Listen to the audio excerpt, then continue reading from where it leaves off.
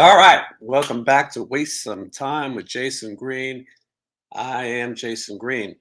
It's Wednesday, we're live. Got a very special guest today. Craig Gass is here. We're going to chat about his upcoming tour. He's doing an arena tour. Not many comedians will get the chance to play arenas. So we'll talk to him about that, and we'll talk about his career a little bit. I'll tell you, like most people, I probably first discovered Craig from the Howard Stern show and his Gene Simmons impression. I thought, what a niche impression that is, but he did the big ones too, Al Pacino, Christopher Walken, things like that. But the Gene Simmons one to Kiss fans, I think stood out and grew. And then suddenly people who maybe were not familiar with Gene so much probably started listening to Howard and knew Craig's impression more than Gene. I feel like in some ways Gene Simmons has become Craig's impression. I think he's trying to be the great salesman in the way of Craig's impression. And I find, I tour with Stephen Piercy. I find Johnny Monaco and I. Johnny, by the way, is away on assignment playing in the freezing cold weather. We had a snowstorm here today in Las Vegas. You don't have that very often. Animals are pairing up. Things are really scared. Old ladies are running from the slot machines. It's a very difficult time. So he's not here, but when we're on the road, we find ourselves doing impressions of people in the crew and the other bands that we play with. And I think Craig probably hears us a lot, but most people are now doing Craig's impression. So like my impression of Gene Simmons would be Craig's impression of Gene Simmons. And I can't tell you how many times I've spent with Sebastian Bach, and I've heard the voice in my head so many times, but my impression of Sebastian Bach is probably my bad version of Craig's impression of Sebastian Bach, which is the sign that you're doing a good impression. There's probably people still walking around, doing Dana Carvey's version of George Bush or whoever. So anyway, I think it's a good sign of respect. The problem is that my impressions of Gene Simmons now, which is Craig's impression of Gene Simmons, is also my impression for Dana Strum and anyone similar. But we'll talk to Craig about that in just a minute. Like I said, crazy snowstorm tomorrow. It lasted a minute. Crazy snowstorm for Vegas. We're heading to Denver, Colorado in the morning, getting up at 7 a.m. Show tomorrow in Colorado where it is 4 degrees and it will be snowing. And then after that, we head to the Mohegan Sun in Connecticut. Great place there, great casino, back to the East Coast. Hopefully we don't have too many cancellations and delays. And then the day after that, New York in the Syracuse area. They say it's spelled Cohoes, New York, but I've heard people try to call it other things. I think Cohoes has a better ring to it. So that's what I'm going to go with. You can check official StephenPiercy.com's website for dates, but and we'll get to some of your questions. And if you guys have anything intelligent or not intelligent to say or ask Craig, I'm sure he will be happy to answer it. So let's not beat around the bush too much. Let's bring Craig in. All right. Good to see you too, buddy. I'm glad you're here. I wanted to have you on for a while. We were trying to find the right time, and then obviously something to promote, and you've definitely got that. Yes. When you say I'm doing an arena tour, we should clarify that I'm opening for Russell Peters on his arena tour. We're doing Australia, New Zealand, and they're all arena dates. It's crazy. I've done arena shows, one-offs, where I've opened for Motley Crue. I've opened for System of a Down in an arena, but I don't think I've ever opened for a comedian in an arena, and I've never done a full arena tour. I did a tour with Alice in Chains as an opening act, but that was a theater tour. That was like 3,000 to 5,000 seats a night. This is my first arena tour, and it's opening for Russell Peters across Australia and New Zealand. How cool. And you have your own dates here in the States as well. You can go to getgas.com, gas with 2 S's. We'll put a link in the description so people can check it out. Comedy, obviously one of the tougher things. I tell people all the time, you got to go see your favorite rock band because they traveled a long way to be with you. Comedy is the same, but you're also by yourself. I think one of the reasons that people say comedy is the hardest thing to do, if you're in a band and you're the bass player, you could probably turn down a little bit, lay out in the back. You're up there doing comedy. There's no music. There's no nothing. It's you in that audience. And if they don't find you funny, it could be a long night. Man, I talk about that all the time with musicians. There's always been a mutual admiration society between comedians and musicians because musicians think that a comedian standing on stage alone with a microphone facing the audience is the scariest thing in the world. And and musicians are all funny, and comedians wish that we were cool. So there's always this mutual admiration of like, man, I feel like I wish I could be more like you. And I've never been around musicians that weren't hilarious. Even I ran into Johnny Monaco in St. Louis. That was the weirdest fucking thing. And I was surprised that I didn't see you there. But I was in St. Louis. We just missed each other. Steven played Las Vegas. The band went ahead to do a show in St. Louis. But in the day off, I stayed to interview Kelly Nichols from LA Guns. And so they went ahead without me. And yeah, and then they told me that they had run into you in the lobby. It is such a small world touring in any fashion. It was the weirdest thing, man. I was doing radio to promote my shows in St. Louis that week. And one of the radio stations I was on, we had Jesse James Dupree on to promote this gig. And I was going, wait a minute, where is this gig? And they were like, it's Sunday night. It's Jackal and Stephen Piercy. And it turned out to be a mile from my hotel, but I was performing that night. And I was so bummed that there was going to be this cool show going on that I couldn't hit up. And then late Saturday night, it's like 1 o'clock in the morning. I get back to my hotel and there's a van out front and all these long-haired dudes. And I remember thinking, there's no fucking way that's what I think that is. And then I go in the lobby and I see Johnny, I see Steven, and I was like, what the like it just laid the that FOMO on even more. Like, oh man, and they're in my hotel. They're in my hotel and I can't go to the show. Yeah, you go see as many shows as possible. You probably do what I do when you're on tour. You look and see who else is in town and find other things to do. Oh, it's even worse than that. I will book shows for the last 20 years. Once I started to be able to get to a point where I could do comedy shows anywhere I want, I started looking at concerts and sporting events. I'm a huge Seahawks fan. I'm a huge Mariners fan. So I've been booking shows all over the world around sporting events and concerts. And that's a big reason why I'm not famous, but I'm having fun and I'm getting to see all my favorite bands play around the world. So, yeah, my tour diary that I shoot on the road with Steven is basically me going to places that I probably wouldn't have went to on my own. I would not have gone to Niagara Falls or Mount Rushmore, but I'm in these cities and you know, I could sleep when I'm home. I'm going to go and see these places. And so that touring life, but do you tour by yourself most of the time? Yes. I used to be jealous of guys like you because it seemed like going out and traveling with a bunch of dudes just seems like a lot of fun to be able to, it seemed like I would look at it as like, well, I'd probably end up just hanging out with that guy all the time on my days off. And then if I get tired of hanging out with that guy, I'd go hang out with the other guy for a while. And then if I get tired of hanging out, I'm going to go back and hang out with the other guy for a while. But I did it once. I did a tour with a bunch of comedians.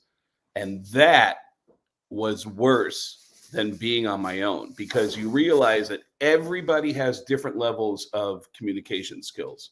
And there was one tour that I did. It was a bunch of House of Blues venues around the country where one of the comedians, when he was mad at you, he'd give you the silent treatment. For weeks, he wouldn't talk to you.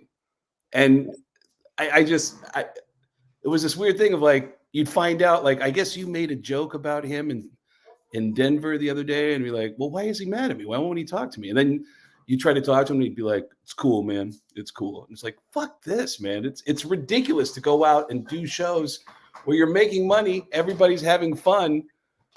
And some people are just unhappy. That blew me away to have that experience and realize it's not as much fun as you think it is. Yeah, absolutely. It's crazy because you make your living talking. You're on the radio. You do your stand-up. As if you should remember every joke you made about every person. You're comedians. That's what you do. People bust each other's balls a little bit, but you will get someone who's sensitive. But you said it earlier. Musicians all seem to want to be comedians. The worst ones are anyone who says they're funny usually isn't. That's usually a rule. If someone tells you, you know, I'm really funny, that you know you're That's a great point. Yeah. Yeah. Or when people who are funny are just funny. they don't have to tell you. Agreed. I'm thinking of after the shows at comedy clubs, comedians will always try to hustle their stand up or merchandise, whatever, and so you end up talking to people in the audience, and you always have people come up and go, "Hey, man, I'm pretty funny," and then if anyone ever says to you, "I've got a joke for you," you're about to hear the most racist, most like sexist. You're about to hear something horrifying whenever somebody says, "I got a joke for you." But yeah, that is definitely a rule that I agree with. That if somebody says they're funny, they're not.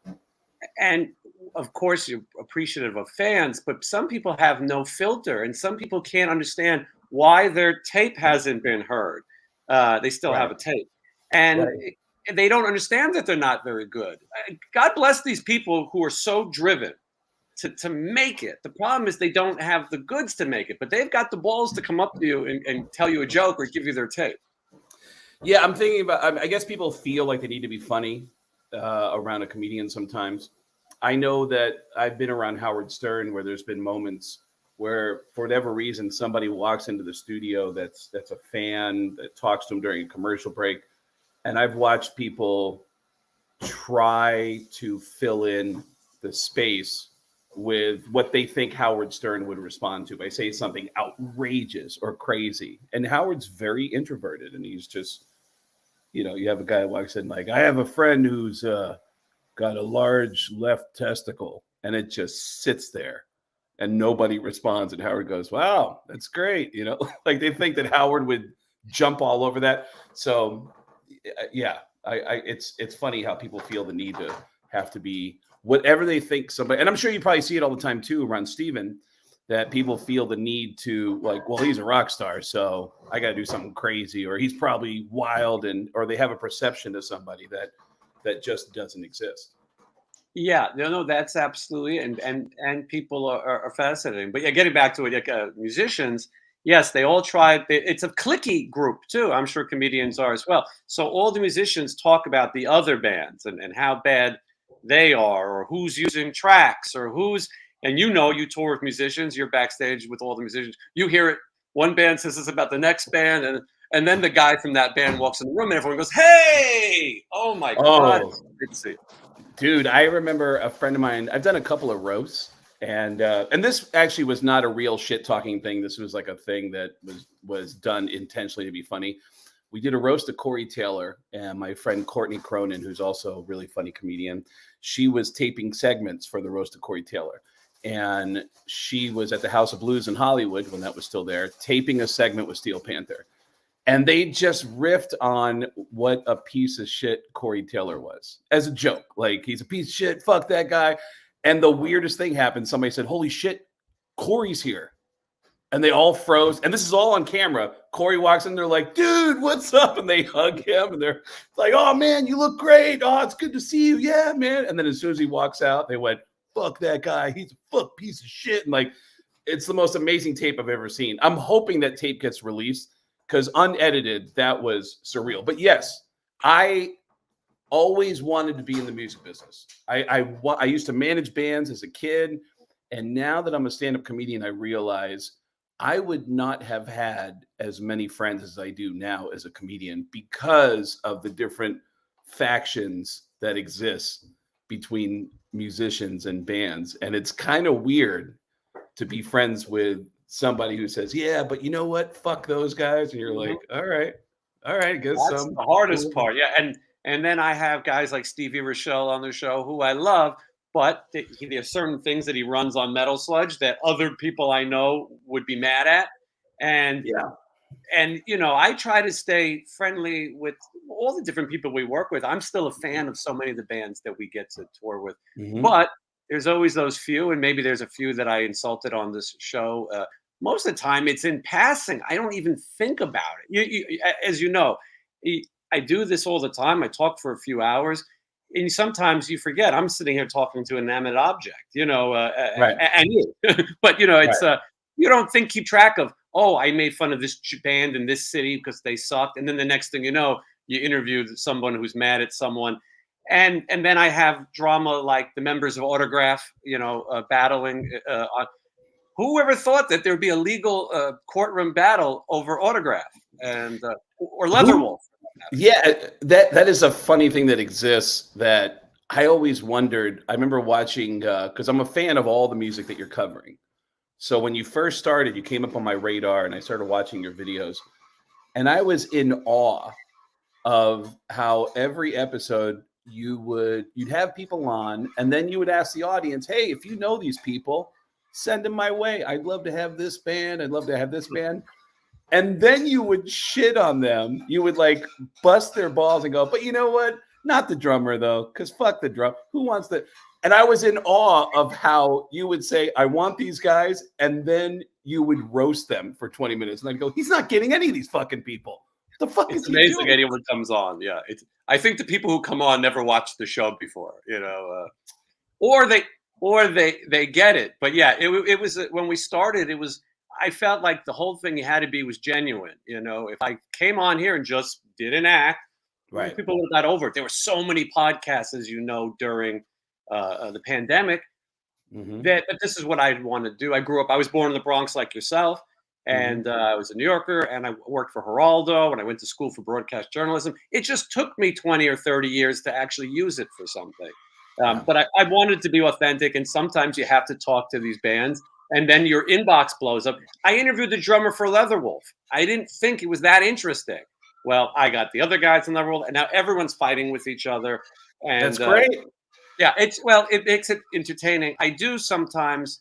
I don't feel like you're that controversial, but I used to walk around and wait for somebody when they go, "Hey, Jason." I feel like this is the time I'm getting punched out. I finally. Although I try to only make fun of people that aren't tough. You know what I mean? You know what? I've always felt like Gene Simmons was just gonna beat the shit out of me someday. Like I always thought that like I've always been fearful. A year ago, I was in Las Vegas and I'm staying at the Rio, which is just the worst. It's And the home of Kiss, though. it's the home of Kiss Mini Golf. And now it's the home of Gene's office, which is now like a separate ticket. You can go and see what used to be in his office at his house. And so I posted something about being in Vegas, at the Rio. A friend of mine who works with Kiss texts me and says, hey, are you at the Rio right now? And I said, I am. And he goes, I'm downstairs at Kiss Mini Golf with Gene. He wants to talk to you.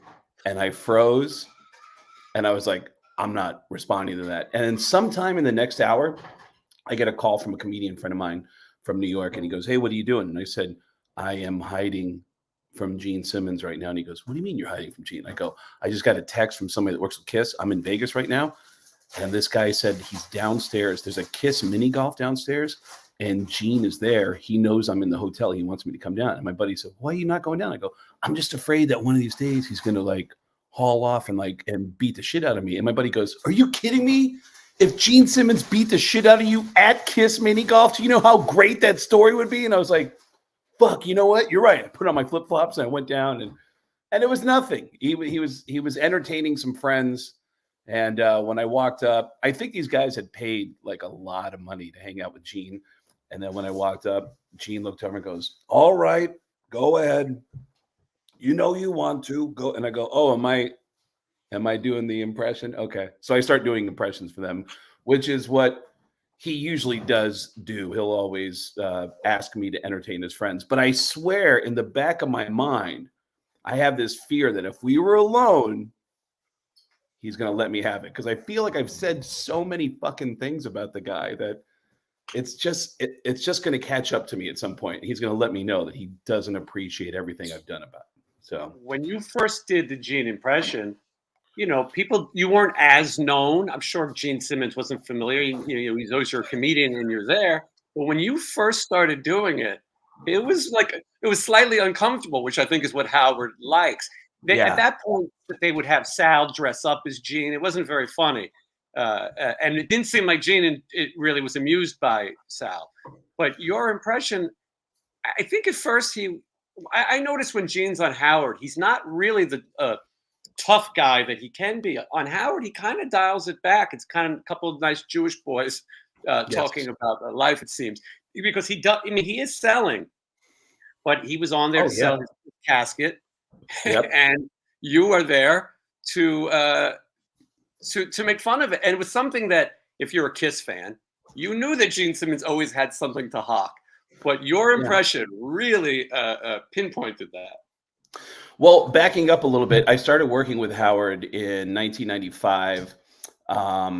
I started, he had me start doing a voice on the show. It was this horrifying bit that I would do, which was called Sam Kinison Calling in Live from Hell.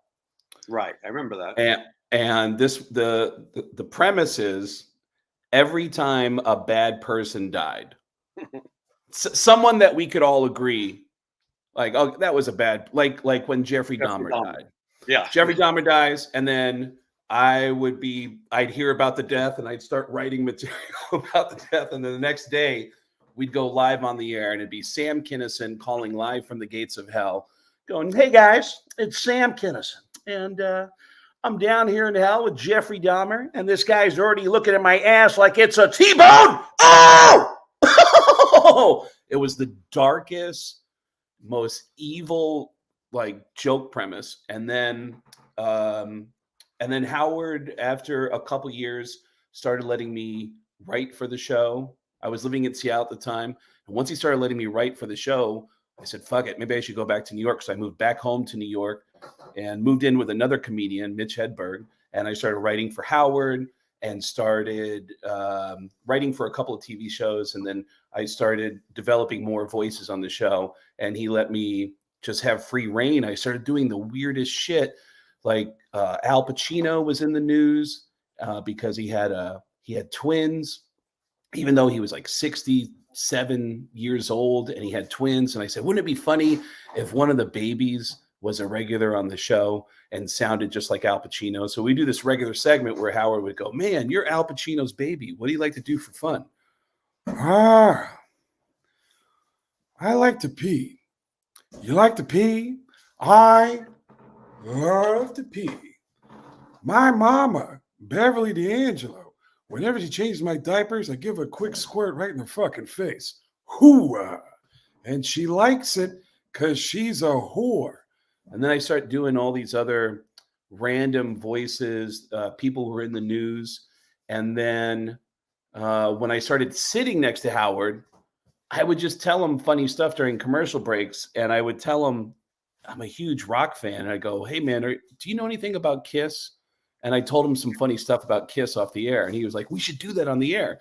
And then Gene Simmons becomes a full-blown character on the show, where every time we have a music guest in the studio, I would constantly interrupt the music guests as Gene Simmons and try to sell them like shitty Kiss products. I would just make up shit that was for sale at kissonline.com.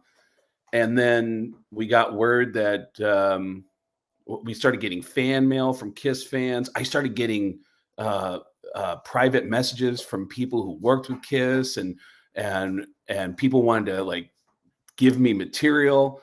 And then Gene Simmons showed up, and that's when it all changed. And he confronted me live on the air. And then from that point on, I found out that Paul Stanley loves when anyone makes fun of Gene. So I ended up doing shows with Kiss over this. That's how it all started. Was I started doing voices on the show, and one of them was Gene. I mean, there's some voices that kind of caught, but the Gene Simmons impression actually led to Gene Simmons showing up and confronting me live on the air. Yeah, and well, I want to go back a little in your career, but for first, we got to finish on Gene a little. So you became part of the Kiss universe, the Kiss Army. The fans loved you; they were happy to hear the impression. And there's some great stories. My favorite, you probably told it a million times, but everybody I know in this circle, if you go on one of these cruises, they've got Kiss cruises, they've got the Monsters of Rock cruise, and these cruises, you 4 or 5 days. Steven doesn't like to do them, so but I've done it with Winger before, the bands I worked with. But on the Kiss cruise, they hire you to be sort of an MC. You're a comedian, you can do your show and you can introduce people. Yeah. When in the morning, a lot of times the boat docks and people get off and go to the Bahamas or whatever place they're hustling. I personally found that to be the time to sleep. But Yeah. when you're trying to sleep, they make a lot of announcements of all kinds of Yes. nonsense and drills. Yeah. So take me to the Kiss cruise when they let you handle the announcements. The first day of the Kiss cruise, I met this girl who was the cruise director, and she, when she realizes that I'm the comedian, she goes, "Wait a minute, you're Craig, you're the guy from Family Guy, and the." Do you want to do a funny announcement on the ship tomorrow morning? And I went, "Oh, fuck yes. Who's going to hear the announcement?" And she said, "Well, if you want, we can flip a switch and it'll get piped into every cabin." And I said, "Flip that switch. I know exactly what I want everyone to hear." And the next morning, 3,000 of the biggest Kiss fans in the world woke up to bing bong. "Hey, everybody, this is Paul Stanley.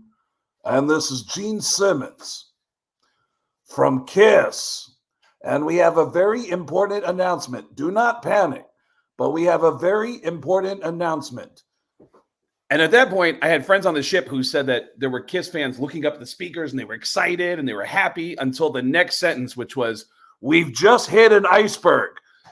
And keep in mind, when I say we've just hit an iceberg, we're in the middle of the fucking Bahamas. When I said that, there's no reason for you as an intelligent person to go, "This ship's going down. The ship's going down." We're in the Bahamas. But do not panic, because Kiss is going to take care of everybody. We actually have 3 packages to get you off the ship.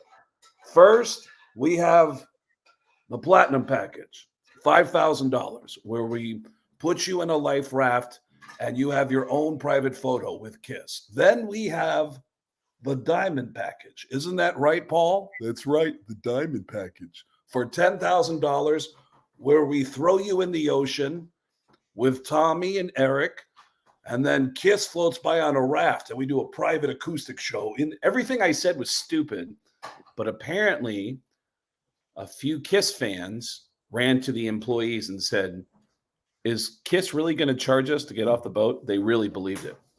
And It's amazing. by the way, I think you would appreciate this. The last Kiss cruise I was on, I did all my announcements as Sebastian Bach. And it was specifically Sebastian Bach's videos that he makes. What are those videos called? Where they'll send you like a private. He's on a cameo. And I did all of the, because Sebastian was supposed to be on the boat. He didn't get on the boat. There was some problem with his passport. And I made all the announcements on the Kiss cruise as, "Hey, everybody, it's Sebastian Bach." Dude, what the fuck? Craig Gass's show has been moved to the theater. And this announcement is brought to you by Dave. Your wife, Carol, wants to wish you a happy birthday. Yeah. Sebastian had me do that to his face last year at a birthday party. It scared the shit out of me. But Sebastian Bach has the greatest sense of humor ever about that impression. I pointed out to him that my favorite cameo is one where he goes, "Hey, this is a message for Jeff. Jeff, your wife, Karen, wants to wish you a happy birthday." Fuck yeah. Fucking rock on. And I know that cancer is very serious. Holy shit. I hope that you're okay. And then I was like, "Dude, do a second take. Do a second take."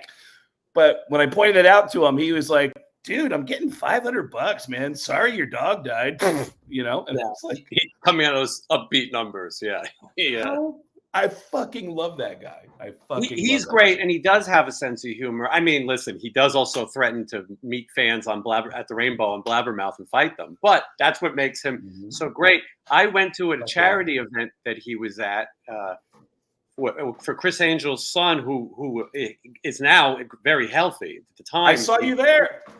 Yeah, this is before that one. That was the healthy one. This is when the kid was sick and they were trying to raise some money and awareness. And it was an interesting crowd. Gary Oldman was there and all these, heavy hitters. But Sebastian wanted to go get a steak and he couldn't find somewhere to get a steak, him and his wife, and he didn't live here yet. So me and my friend took him to the Pepper Mill on the Strip. I figured he'd like that. It's open late. And we get in there and we sit down, and he loves to, when I tell him about the other bands, he likes to hear me make fun of Bobby Blotzer and all the rat issues. But whenever I'm talking, he, I'm excited to tell him stories. I talk fast. I'm a New Yorker. And he always goes, dude, slow the fuck down. And then I have to slow down, and then I feel like it's like Reverend Jim on Taxi. What is a yellow light, dude? Slow down. But it was funny. And then Dice walks in, and now Dice comes over to the table. Dice's girlfriend or wife is at the other table, and Dice wants to tell Sebastian Bach about his kids' band, and yeah, because his kids are phenomenal musicians. Yes. Dice will tell you they're the next Led Zeppelin. But right. So Dice comes over, and Sebastian is always Sebastian, but Dice is not always Dice. So he comes over and goes, listen, I want to tell you about my kids. And he's being quiet. And I got a tape. I got a tape. And the whole thing with the kids and the tape. But he said, dude, sit down. And Dice said, I can't sit with you. I got my wife over here. I haven't got time for all this yelling. And Sebastian is going and go. And Dice looks at Sebastian's wife and he goes, how do you live with this guy? How do you put up with this all the time? And it's like, now Dice is the normal one because Sebastian is shot out of point. Yeah, Sebastian had a birthday party last year, invited everyone over. It was like comedians, musicians, and Sebastian worked the whole room, man. He spent time with everybody. It was like all the like Carrot Top and Tape Face, and then Paul Shortino was there, and yeah, it was and he was he's the life of the party, man. I mean, Sebastian is still like a big kid. And I actually love the fact that he puts out videos of himself at concerts, sitting in the crowd, getting emotional. He put out a video of him crying, watching Rob Halford still hit those notes. Like, still as a fan, I really admire that. I really, really admire that about Sebastian. There's things that I like about him and that I like about Eddie Trunk, a couple of Jersey boys, obviously Canada originally, but is that they really are fans and they're passionate about this music. They'll go out in the crowd. They're not hiding. They're so they believe it. And if you don't like them, well, then you don't like them because it's not an act. This is the people they are, which I enjoy. I want to talk about one thing about those cruises first. I remember I went on the cruise with Winger in 2014. And as you know, they give you those rooms, with a little balcony, and then you see the lifeboats. And so I started counting the lifeboats because I was thinking about your routine. And I said, I bet you they don't have enough. and so I told the guys in Winger, I go, I think the way it works is original members get off first. And if your band has tabs in it, they have to stay. So like Faster Pussycat, Tammy is going to get on the boat. Yeah. But the rest of the guys are fucked. You know what I mean? They're going down. That's hilarious. They're going to and you know what? There's probably a lot of truth in that. Absolutely. It's if you're in the Admirals section of the boat, you're set. But if you're Dangerous Toys, this might be your final show. You made a comment before I jumped on with you that's absolutely true, which is that there are people I did impressions of on the Howard Stern show that weren't that famous yet. And then once they started appearing on the show, then they kind of leaned into it.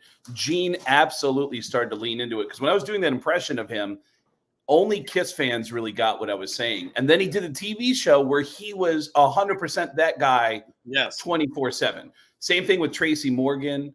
I would do an impression of Tracy, and he wasn't really known outside of SNL. Howard didn't know much about him, but I would tell him, like, man, there's this guy, Tracy Morgan, is so crazy. Like, he told me about a party that he had, and apparently the party broke into an orgy. And I was like, it broke into an orgy? He goes, if you look everywhere in my room, it's all buttholes and toes. And I went, buttholes and toes? Did you just say buttholes and toes? And he went, some of them toes were in the buttholes. And he walked out of the room, and I was like, that's the most magical thing I've ever heard in my life. I tell it to Howard. And Howard's like, I have no idea who that guy is. I don't get it. And Artie would try to say, no, he's a funny guy. He's like this crazy guy. And then Tracy started becoming that guy. And so that's a blessing when you do an impression of someone that like I'm back on the Howard Stern show now for the first time in 20 years and starting to develop some new voices for the show. And you hope that someone that's really known to a limited amount of people breaks wide so people can hear that impression and go, that sounds like that guy who does the impression, you know? And the Tracy Morgan was always one of my favorites. But there's, before you, Billy West was on there and he did this impression of a racist Marge Schott. What an odd impression, Yeah. No one probably really knew what Marge Schott sounded like. To this day, if anyone said Marge Schott, you probably think of Billy West's racist impression. And so, of course, with Gene Simmons, as you said, that show, he became the act. You felt like on that show he was going to sell you a paid toilet. Yes. And sometimes I would do the impression of somebody's face and they still didn't get what I remember. Ted Nugent came on the show and I kept interrupting Ted as Gene Simmons and somebody else.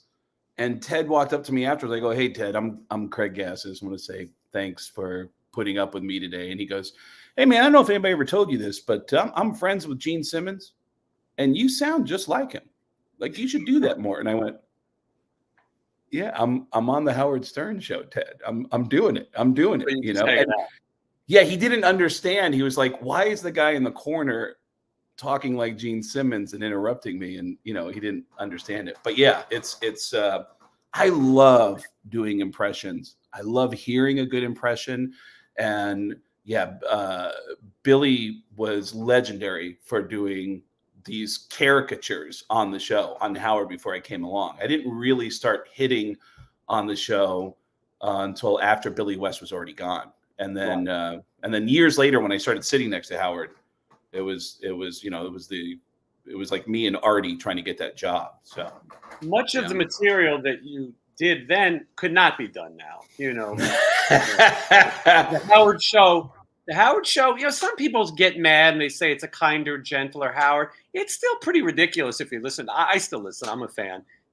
He's still pretty crazy if you listen to these guys' Super Bowl bets and the disgusting things they do to each other.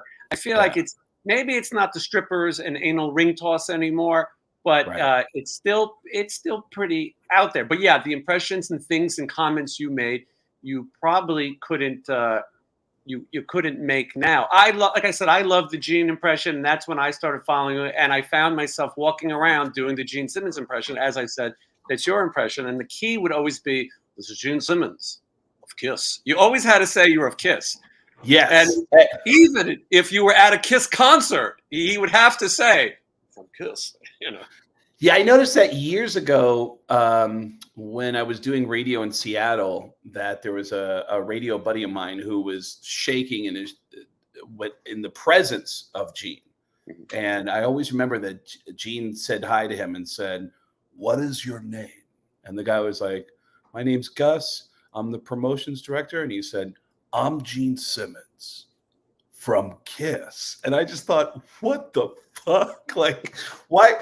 The first time he confronted me on the Howard Stern show, someone gave him my phone number because I was headlining Caroline's for the first time that night.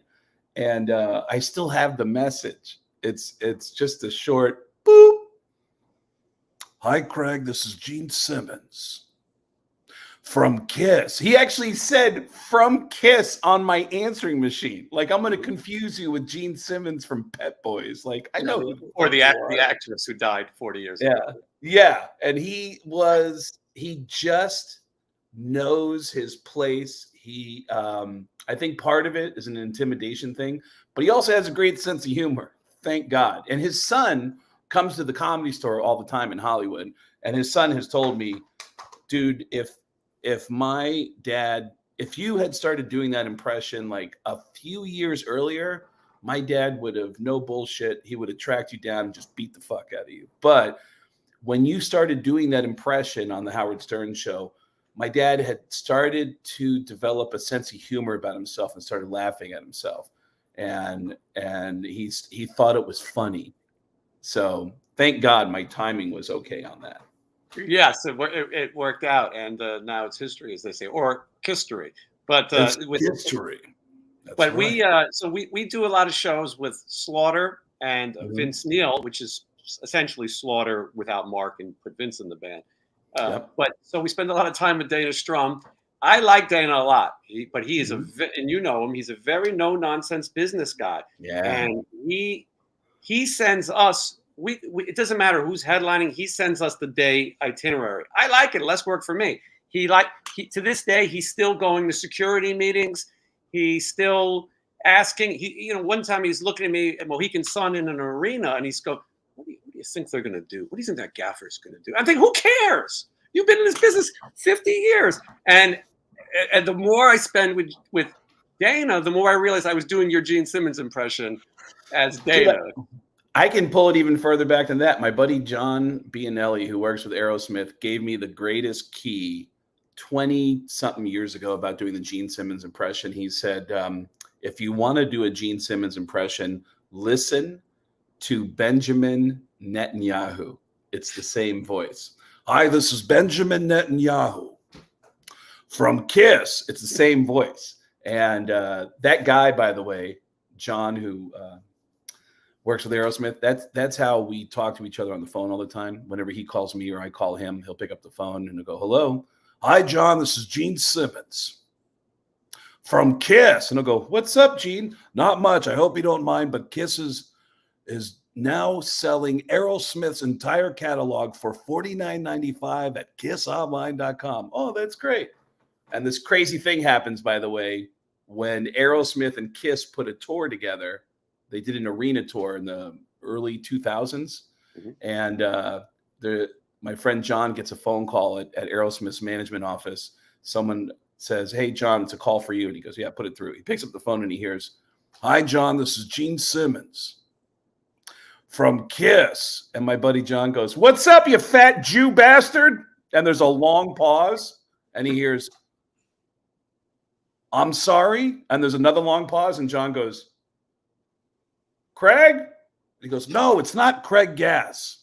It's Gene Simmons from Kiss. And he went right into his question. Didn't even bat an eye, which I love. Yeah, that's definitely a good sense of humor. People always want you to get on the phone and do voices impressions. I've had many years ago, Faster Pussycat was on the road, and Brent Muscat had you call me as Gene Simmons from Kiss, and so there's some. I'm sure you. Yeah, a long time ago, but I'm sure you do that all the time, dude. So can I just tell you the worst is in my first few years of doing stand-up, anyone who knew Sam Kinison would corner me and say, I want you to call this guy. And like hit this guy that you're going to call.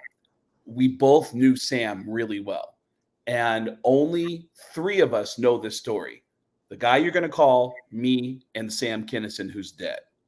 So call and say it's Sam Kinison and go, hey, Jeff. Hey, buddy. It's Sam Kinison. It's really me, buddy. I don't know if you remember this, but remember in 1986 when I snorted coke off your belly button? Oh, I'm not dead! Oh! And it would just scare the fuck out of people thinking that Sam was still alive, holding a secret. So yeah, those impressions can definitely be used for bad. But yeah, I don't remember. That's crazy that Muscat had me call you. I love that.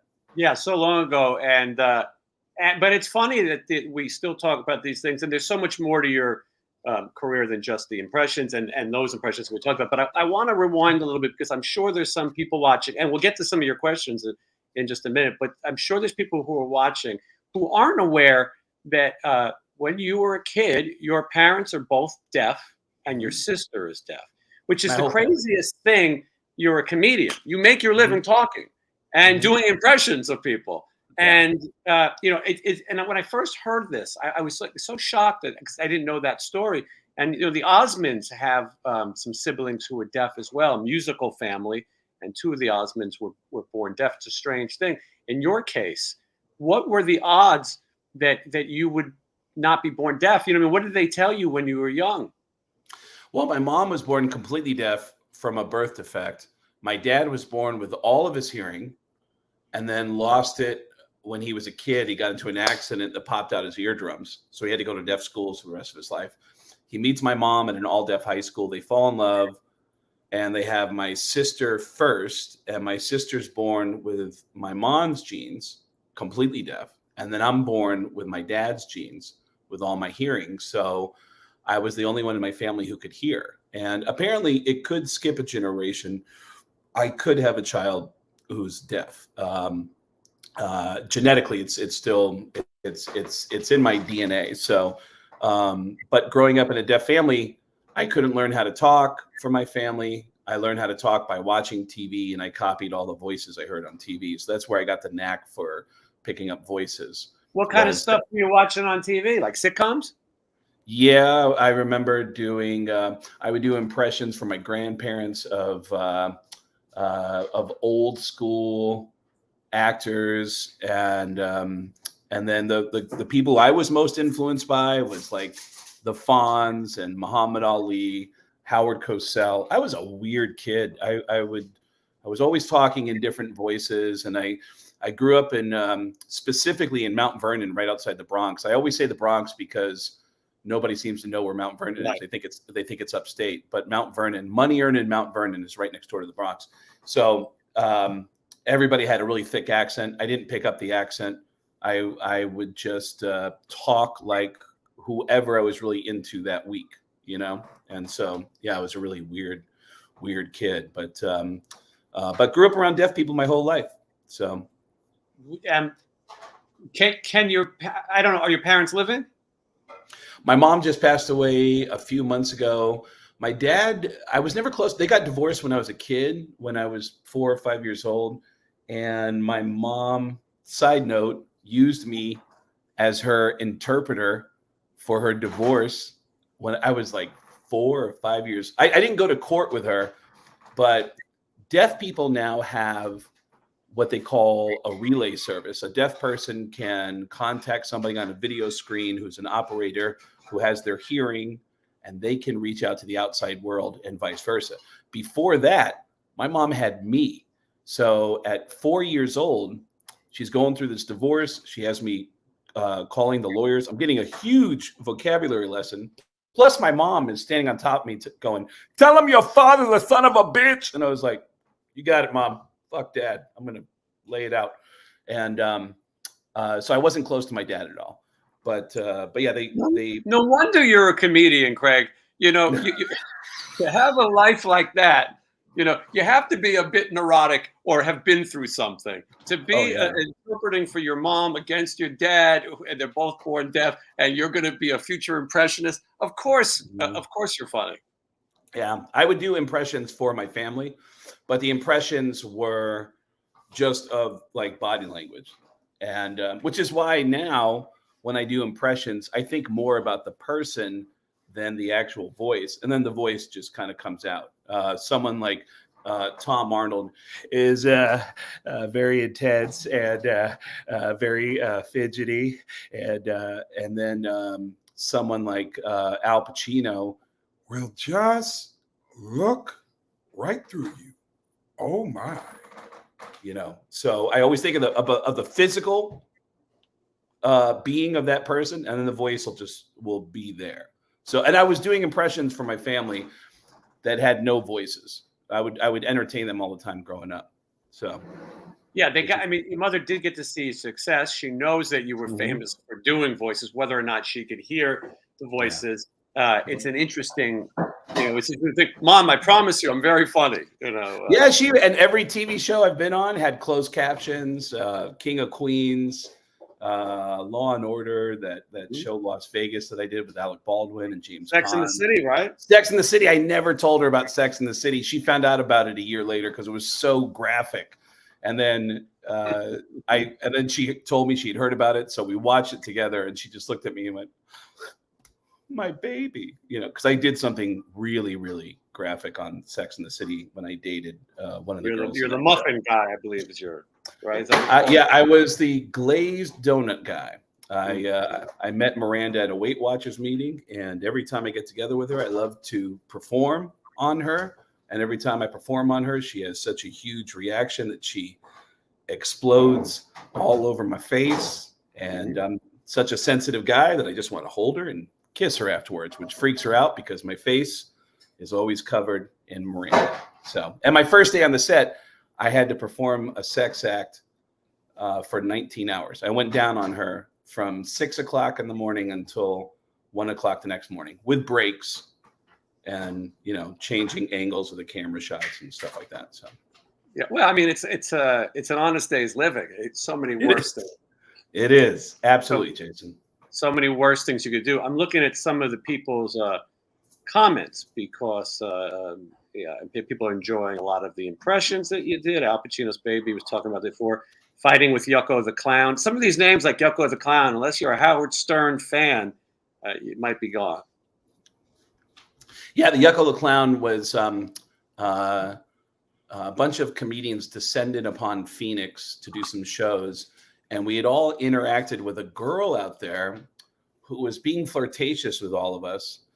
And we all thought, wow, I think she likes me. And then, nope. And then the next day, like somebody else was coming to town and she'd flirt with them. It's like, man, I think she likes me. We're like, oh, we thought she liked us too. And like, you know, and then on the last day, Yucko the Clown came in and she spent the night in his room. And then they got engaged. And that's right. We should have been friends enough.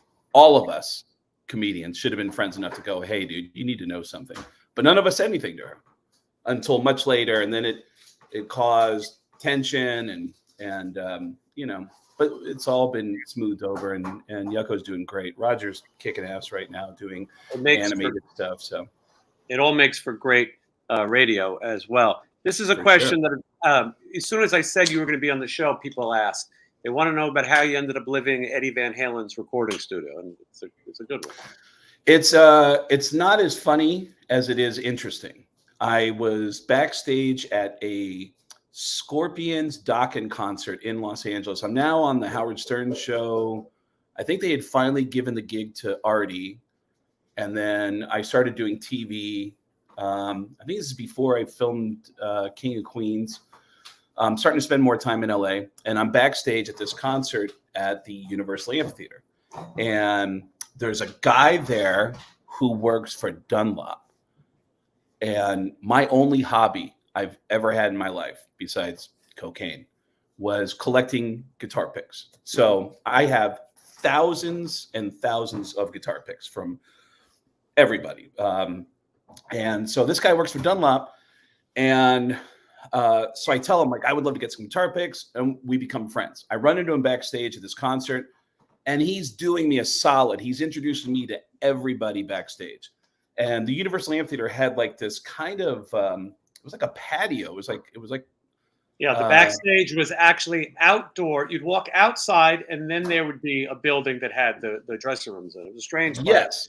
Yeah, and there was a bar, and there was lots of tables, and it was really set up as a social scene. So he's introducing me to people. I'm such a fan. I'm such a nerd about music that he's introducing me to people that when I hear their name, I go, you're on the liner notes on the Diary of a Madman. Like I recognize the names. I'm that much of a nerd. And then this guy that's introducing me to people goes, oh my God, I'm going to introduce you to this guy. Okay, don't tell anybody. But this guy that I'm going to introduce you to, he lives with one of the biggest rock stars on the planet. But don't tell him I told you that. And he walks me over and he goes, Maddie, this is my friend Craig Gass. I don't know if you listen to Howard Stern or if you watch this TV show. This guy turns around and goes, dude, I am your biggest fan. I go, get out of here. Are you serious? And he says that he went to go see me at the Roxy when I headlined the Roxy for the first time. He said he saw me open for Richard Jeni and Robert Schimmel at the House of Blues. He's telling about all these shows that he's seen me perform at. And we were talking, we exchanged phone numbers. I don't know anybody in LA. So I said, hey, do you want to go bowling next week? And he goes, yeah. So we make a plan to go bowling. And on the night that we're going bowling, he says, do you mind if I bring my friend Ed with me? I've been telling him about you. He's dying to meet you. And I said, of course. And he goes, all right, because he's got a kid. His kid's 12. And I go, dude, it's bowling. Who gives a shit? And the guy shows up with Eddie Van Halen at the bowling alley. And then I start piecing the whole thing together. This guy is Eddie Van Halen's assistant. He lives in a guest house on Eddie Van Halen's property, and he runs the 5150 Studios, which is also on the property. It's two properties merged together. And this guy is such a fan, the assistant to Eddie is such a fan of the Howard Stern show that he gets up every morning at 5:30 in the morning, and he goes up into the studio and he turns on the Howard Stern show, and he listens to all 5 hours of the Howard Stern show every day while he's working in the studio. So when I started showing up on the Howard Stern show, this guy starts telling Eddie, there's this guy on the Howard Stern show now who does a crazy Lars Ulrich impression.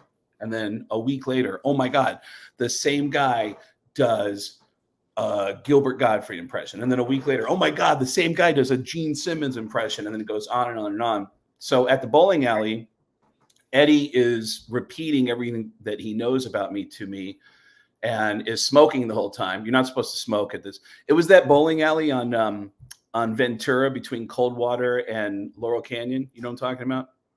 I'm not sure. It's not like a Jerry's or something, one of those. Yes, it's the Jerry's Deli is part of the bowling alley. Right, and the bowling, yeah, that's that famous spot. Yeah, the bowling alley's behind it. Yeah. Yes, and so it's in that bowling alley. Eddie's smoking cigarettes and telling me my whole life story. One of which is a story that I told on the air that I've been broke my whole life, and once I started making money, all I've ever wanted to own, once I had money, was an illegal cable box. That's all I've ever wanted, was one of these illegal cable boxes. You send money to like a PO box, and then they send you a box, and it's like $300. It's really sketchy. And I finally got one of those illegal cable boxes, and you can unscramble. This is before you could watch porn 24/7 on the internet. This is unscrambling. So you're not like watching that wavy photo and trying to make out a nipple, but it might be an omelet. Like you don't know what you're looking at. And I probably relieved myself to so many omelets, but yeah. Me too. And the Southern Slam. I told this story about being broke my whole life, having an illegal cable box. And in the bowling alley, Eddie goes, dude, I heard you broke your whole life. Is that true? And I go, yeah. I go, I was. And he goes, me too. I grew up in the ghetto. Dude, and I heard that you always wanted an illegal cable box. And I go, that is true. I finally got an illegal cable box. And Eddie goes, dude, that's crazy. And he looked both ways and he went, I got an illegal cable box too. And I was like, really? And he goes, yeah, the thing is, I'm fucking rich, but don't want to pay for cable. And I was like, are you serious? What the fuck? And over the course of the next year and a half, I would hang out with Maddie. If I went up to the house, we would hang out in the studio, up at the 5150 Studios. And Eddie would show up and we'd all hang out. And Maddie and I started hanging out, becoming concert buddies. Love music, love going to shows. So Maddie and I would go to a lot of shows together, and I'd get a set. I already have a lot of friends in the music business, so I'd get a set up for shows. And then I got in a really toxic relationship that ended horribly one night at the NAMM show out in LA. The girl, we were at a party, you know, that the Hilton next door to the NAMM show becomes Party Central. I was there with the girl that I was dating. I went to the bathroom for a few minutes, and when I came back, she was making out with some guy. And I called Maddie, and I was like, dude, you're not going to believe what just happened. And he said, hold on, Ed wants to talk to you. And Ed got on the phone and he goes, dude, I told you she's a fucking skank. And I go, well, and he goes, and you're living with her. Why are you living with her? And I said, she's the only person I know in this town besides you guys. And he said, dude, back up your shit. Move in with me. And I said, really? Is that okay? And he said, yeah, you can stay in the recording studio. Stay as long as you want. The only thing is, don't tell anybody, but the band's getting back together. So it's going to be noisy at night. And I was like, so the only thing I have to worry about is the fact that Van Halen is going to be in the next room. And he said, Van Halen might keep you up. Might keep you up at night. And he said, well, I know you're working on your TV show, because I was working on that NBC show, Las Vegas, at the time. So I ended up moving into the 5150 studios. I moved in, what was that, mid to late January of 2004. And I stayed there until the tour started, which was probably May or June. So I was there for a few months in 2004. And it was very surreal, because Eddie is such a hermit.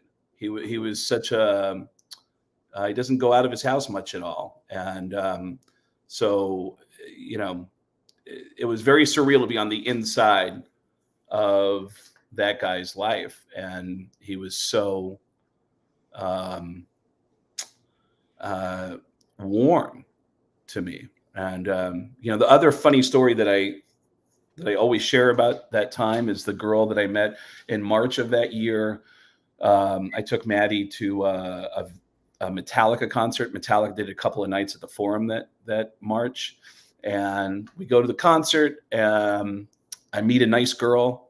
We exchange phone numbers. The girl and I are flirting all night that night. And then at like midnight or 1 o'clock, she calls me up and says, "Hey, what are you doing?" And I said, "Oh, I just got home." And she goes, "I just dropped off my friends. Where's home?" And I said, "I'm in the Hollywood Hills." And she goes, "You want me to come over?" And I said, "Sure." I don't know. Let me find out if that's okay. And she goes, "Well, oh my God, you have a girlfriend?" And I said, "No, I don't know. I am single. I'm completely single. I just live in a really unique situation. So let me find out." And I hang up. I found Ed, and I was like, "Hey, Ed, I don't know if Matt told you I met a girl tonight. Is it okay to bring a girl over?" And he said, "Dude, get some pussy." And I was like, "All right, cool." So I called her up and I said, "Hey, I need you to meet me at the bottom of Coldwater Canyon. There's a Ralph's supermarket on Coldwater and Ventura. And I need you to meet me at the Ralph's supermarket, and you're going to have to get in my car, and then we're going to drive up to my house." And she goes, "All right." She meets me there, jumps into my car. She's peppering me with questions, and I don't know how to just go, "I live at Eddie Van Halen's house." Like, I don't know how to say that. So we drive up Coldwater. We go in through the back gate. There's two gates. There's one right in front of the mansion, and then there's one in the back that goes right by the recording studio. And we go through the back, and I just open the door and I let her walk in. She walks into, it's a living room setup next to the studio. And she walks in and just goes, "Wow, is your friend like the biggest Van Halen fan on the planet or what?" And I was like, "Yeah, I mean, kind of, you know." And she goes, "Wait a minute." She starts looking at plaques that she can't figure out. How do you get stuff like that? And I finally just went, "Do you hear the noise in the next room? That's Van Halen. This is Eddie Van Halen's house, and he's letting me stay here until I get on my feet again." And she went, "Oh, okay." So yeah, that was a surreal. And to answer the next question that every guy always asks, it was probably 5 minutes after that, if that. Yeah, I was going to ask that question next. Of course. Well, was the deal closed? Question that's coming up. We'll skim through some of these. This is a question that I don't think you can answer. We got everyone asking, have you spoke to Artie Lange? Yes, Artie lost a lot of weight and looks amazing. I haven't talked to him. God, now I'm realizing it's been since Norm passed away. Since Norm Macdonald passed away was the last time I talked to him. So I'm guessing we're getting close to a year since Norm passed away. I can't remember when Norm passed away, but Artie is sober, was sober the last time I talked to him. I have no reason to believe he's not still sober. He was really getting it together. I've never felt so much sincere concern from strangers around the world for like, is he okay? Is Artie doing all right? He is. He's a very lovable person that just needed to, if he could see in himself what other people see in him, I think he would treat himself better. And I think he's finally starting to do that. So. Yeah, people loved him on that show. He's obviously a very troubled person. For someone like Howard Stern, who's the opposite lifestyle of Artie Lange, it's when you become in contact with someone who suffers from addiction, it's a tough story. And that one went on for quite a while. A lot of people mentioning Tim Murphy from King of Queens. Let's see here. I'm skimming through these because some of these people asked a long time ago, and this is one of my impressions of you that I do, Jason. Yes, I'm ready. This is there's multiple Jason Greens that you can do. There's the standard welcome to waste some time with Jason Green. I'm Jason Green. Then there's upbeat Jason Green, which is welcome to waste some time with Jason Green. I'm Jason Green. And then one of my favorites, and you have to be a real fan of this show to get this. This is Jason Green with Stephen Piercy in the next hotel room. Welcome to waste some time with Jason Green. Jason Green. It's almost like the fucking song. The song should match that energy. It should be when the song kicks in. Nobody I'd rather waste time with than you. Welcome to waste some time with Jason Green. I gotta be a little quiet because Steven's in the next room. That was my favorite. One of my favorite episodes I've ever seen is when Steven's That is a good observation. Johnny does an impression of me based on the intro, but he just does William Shatner. Jason Green, something like that. I mean, and yes, it's funny because I knew you had an impression. We talked about it briefly, and I thought, what if it's not that good? But you do pick up nuances, and yeah, depending on which day I got out of bed, there's the energy. But what you're talking about with Steven, when he's in the room next to me, I almost just mumble, and I don't even. It's not broadcasting. I watch back some of the things. I go, how do I even use this? I'll tell you something funny that's in the last tour diary, the one that just came out on Monday. There's a scene where I say that I can hear everything in my bathroom from my neighbors, and there's a vent. And I muted it so I couldn't put out what I was hearing. But it was Steven's room, and him and his lovely wife, Christy, or future wife. I could hear their whole conversations, and look, couples argue and things like that, especially when you're on tour all the time. So that night around like 3-4 in the morning, me and Johnny are, you get a little punch drunk, so to speak, and we're looking for laughs. He found this song from the 50s, I guess, about shaving cream. And it's about how you stepped in a pile of shaving cream, an old-timey song. So we decided that we were going to take our phones and put it into the vent at 4 in the morning, play the shaving cream song into his room. So that day, he never did mention it, but that day I let it slide. But yeah, that is true. Sometimes the tour diaries is a whole different personality. And I don't know what I was thinking about even doing those things. As you know, when you're on the road, the last thing you want to do is go, oh, I should probably film this. Oh, let me get my phone out. Hold on. I do find myself doing that. I find myself in unique situations where I'll always post and I realize there is the appearance sometimes from people can look like you're bragging or humble bragging. So I won't even say what I'm doing. I'll do it in a roundabout way. Like I remember being in San Francisco for the Super Bowl and posting a video that just said local San Francisco band rehearsing a song about a puppet. # not bad. And then I watched all the comments from people go, what the fuck? What the, but I won't, I realize that if I say what I'm doing, then people, they think you're name dropping. They think you're they think you're, it's more irritable to people. So I won't say, there's pictures. If you go through my Instagram, sometimes I'll post an old photo and I'll just say, this is back when I looked like a member of Warrant. and I won't say who else is in the picture. And people will say, and you can see it on my Instagram, people go, "Who's the Axl Rose looking guy next to you?" Mhm. You know, or God, I found a video that I just posted. It's right at the top of my Instagram of me with Sam when I was like 17 or 18 years old. Um, and That's a weird, and that's it doesn't age well because of the language that Sam is using in that video. But but yeah, I'm usually careful about how I uh, describe something in my social media stuff. But I think that we come across things when we're traveling that's really interesting that you should capture. And if I see something horrifying going on or something fucked up going on, I'm always pulling my camera out to film it so I can get some content out of it. Yes, everything becomes content. When I started doing the tour thing, this channel was taking off, and I didn't necessarily want to go on tour.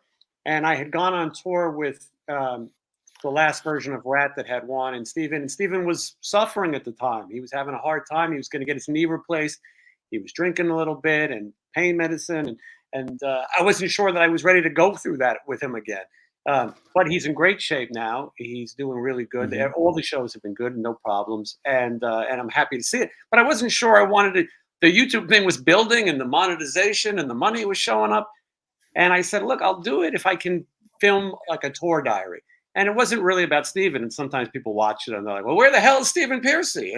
Right. And and Stephen Piercy is not a comedian. He's very private. He says some funny stuff every now and then, and he's the kind of guy who will tell you a story about Eddie Van Halen or so on matter of factly because he knew these people. But he's not looking to perform for the camera, and so the tour diary is sort of just my travels. And I wish we would have had it when we run into you in the lobby because when they did, as you know, in this life, 1 second you're off, to the net. We went in the last tour diary we played and they said, do you guys want to go see Alanis Morissette? I want to see everybody. So we went to see Alanis Morissette. It turned out Alanis Morissette was more than likely lip syncing most of the show. And I heard you saying that. I yeah, heard you saying that and teasing about that when that happened. And so you filmed it, you documented it. well, I was just filming and it was fun, but the power went out. And so all the power is out, but the monitors are still playing her vocal track from the stage. And she's panicking. And at one point she says, well, sorry, the power went out after.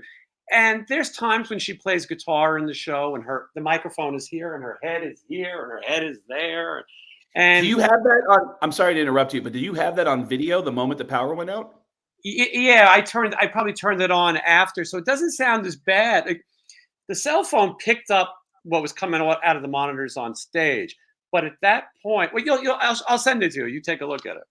But it was Wow. pretty obvious, and we were all, and we knew before the power went out. By the way, you go to a show with a bunch of musicians, we're watching and going, this seems a little bit ridiculous. So in between me heckling to hear the song about the guy from Full House, we had the can't take it. Dave Coulier. Dave Coulier, yeah. Who Yeah. would ever thought that Dave Coulier is the guy that she went down on in the theater? I mean, Dave Coulier sat right next to me at a charity event that I did 2 months ago in Detroit. I guess he's from Detroit and now he lives back in Detroit again. And I wanted to. There was no way to get into that conversation in that moment, but God, he was so nice to me. But yeah, there's. I feel like I have moments where I run into people and I think like, oh man, I've got to. I gotta capture something here. In fact, with Steven, that night, I couldn't believe that Steven goes, wait a minute, are you Craig, the comedian? I go, yeah. And he goes, oh, fuck, dude, we got to get some pictures. And I was like, you're kidding me. And we took a couple pictures. He actually did me a solid. I don't know if I should be saying this on here, but I got a call from the front desk saying, you have a package downstairs. He I left brought it. me. I brought it to the desk. Yeah. He left me He told some. me. Yeah, he Yeah. left me some shirts and some hats, and I was like, "Oh, that's so fucking cool." But that night, I told Steven about this tour that I'm doing is called the "Where Have You Been" tour, because that's all I've been getting from Howard Stern fans now that I'm starting to work with Howard again. Is where have you been? And so I've been making these promo videos for each leg of the tour. And the one that's coming out this week has Steven in it. I told Steven what the idea was, and he's like, "Yeah, I'll do it. Let's do it right now." And he did a quick little thing for me. And that video is going to have Steven. It's the most random group of people. George Lopez, Stephen Piercy, Troy Kotzer, who won the Oscar for the movie Coda last year, and the Struts. That's my promoting the arena tour that I'm doing in Australia and New Zealand, and all the headlining dates I'm doing here in the US. And that's going to be out at the end of the week. But yeah, Steven couldn't have been cooler when I told him about it. And there's that, like, fuck, man, Stephen Piercy, how cool is this? Yeah, he told me, that comedian's downstairs. We gotta give him some shirts and put it in a box. Yeah, wait, give him this too. I don't have a Steven impression, but I was going to say, yeah, say, yeah. Yeah, you're in love, say. Yeah. You take the midnight subway train, say. Yeah, you're in love, say. Yeah. We all attempt it. Just like I said, every really straight voice is Danish drummer Gene Simmons, but yeah, Steven is every raspy voice. Everybody who's got that kind of raspy thing, and sometimes it doesn't really matter if I understood what he said. Sometimes I can, because when he's on stage, Steven does this thing where he likes to communicate with me, and he uses signals sometimes like a baseball manager would do. The problem is we never went over these signs, and I have no idea what he's talking about. And he'll go, and I'm like, and one time he yelled at me. I go, well, you got to tell me. And he's the nicest guy. I mean, but he told me, I go, you got to tell me what you mean. One time he went he drew like a cross, and I was like, I don't know what you want. And then he's like, where's Christy?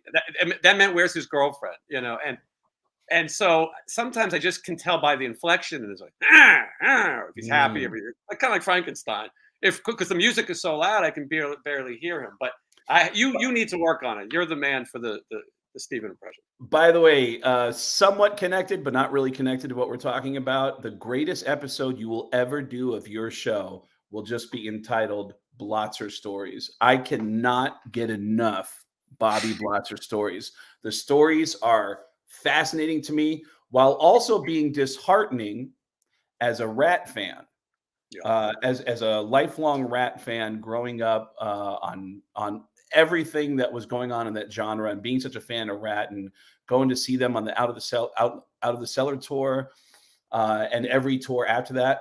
The Blotzer stories are fascinating to me, and I can't even imagine the nuggets that Steven has dropped on you when the name comes up, because I think I've seen you allude to in some episodes that he's got more to say. He just is being respectful and is doing the opposite of what Bobby's doing, which is throwing everything out there and not realizing how demoralizing it is as a fan to be like, oh man, it's rough. And kind of like what you said, the amount of Rat information that I'm sitting on at any given time is crazy. Most of it I can't say. Where they are now, what could happen next, all of these things. They are the most dysfunctional band. He'll try to tell you they're not. They are. They cannot get along. Steven he's very forgiving, and he forgets that Bobby used to send out press releases. He'd have me send them out.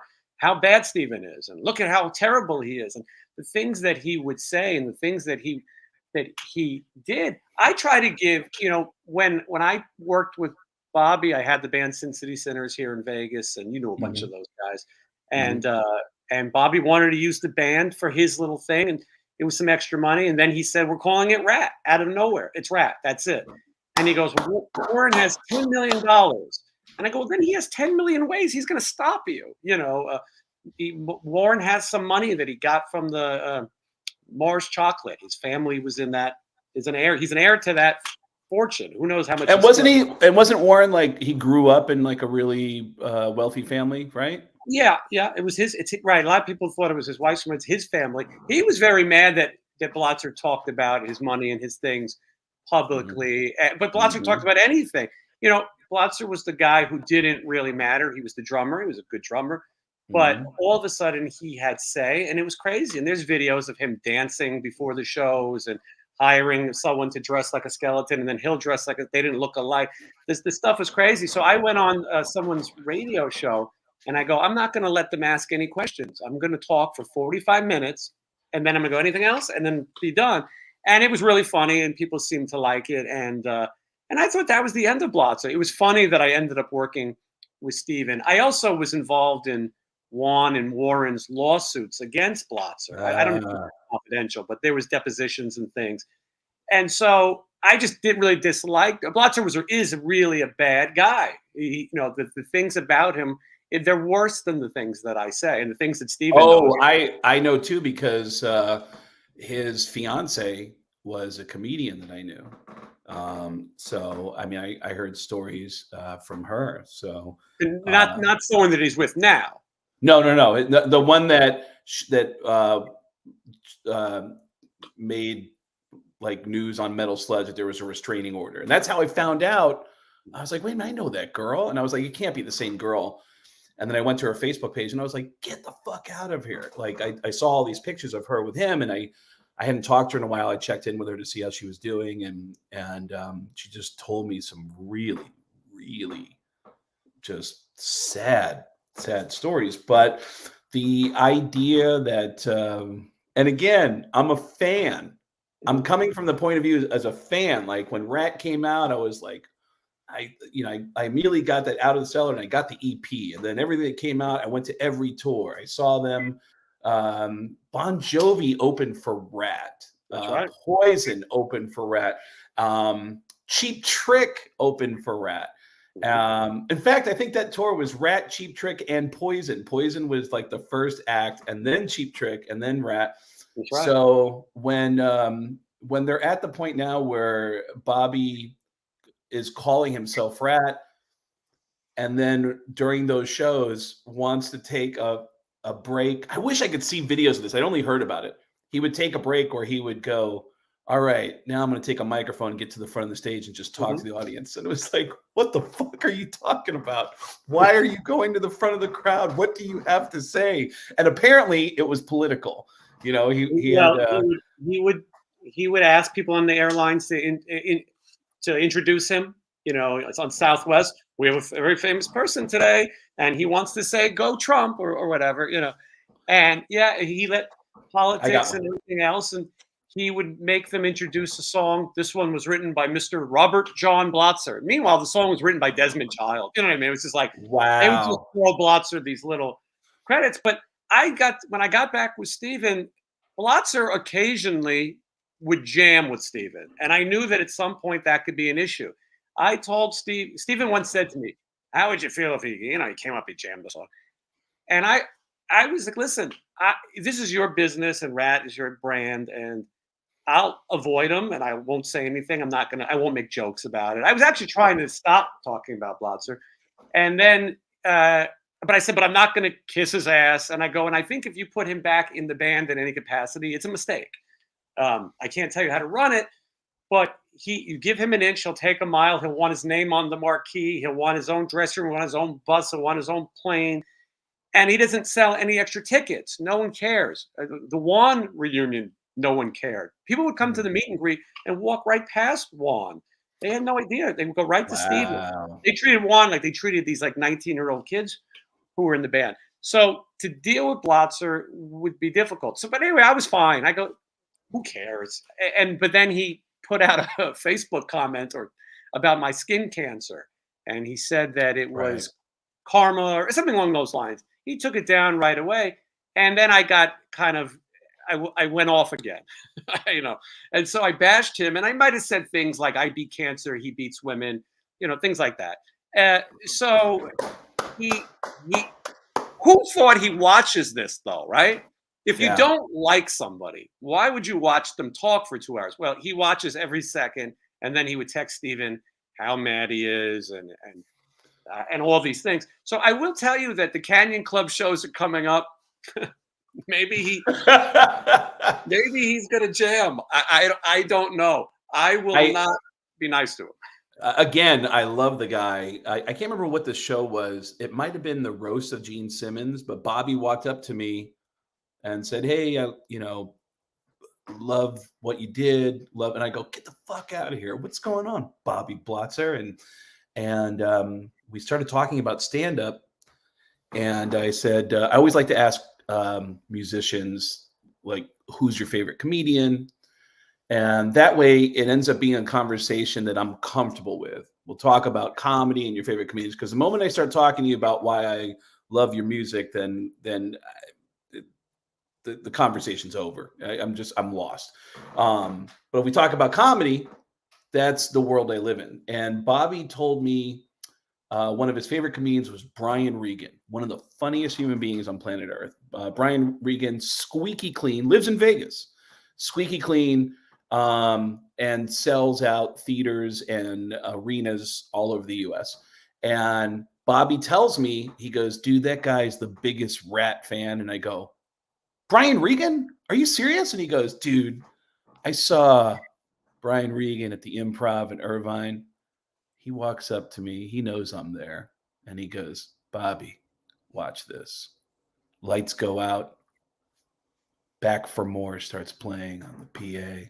Brian walks up on stage, and I was like, you're kidding. That blew my mind. I couldn't believe that one of the greatest comedians of all time, Brian Regan, is also a fan of a band that I love.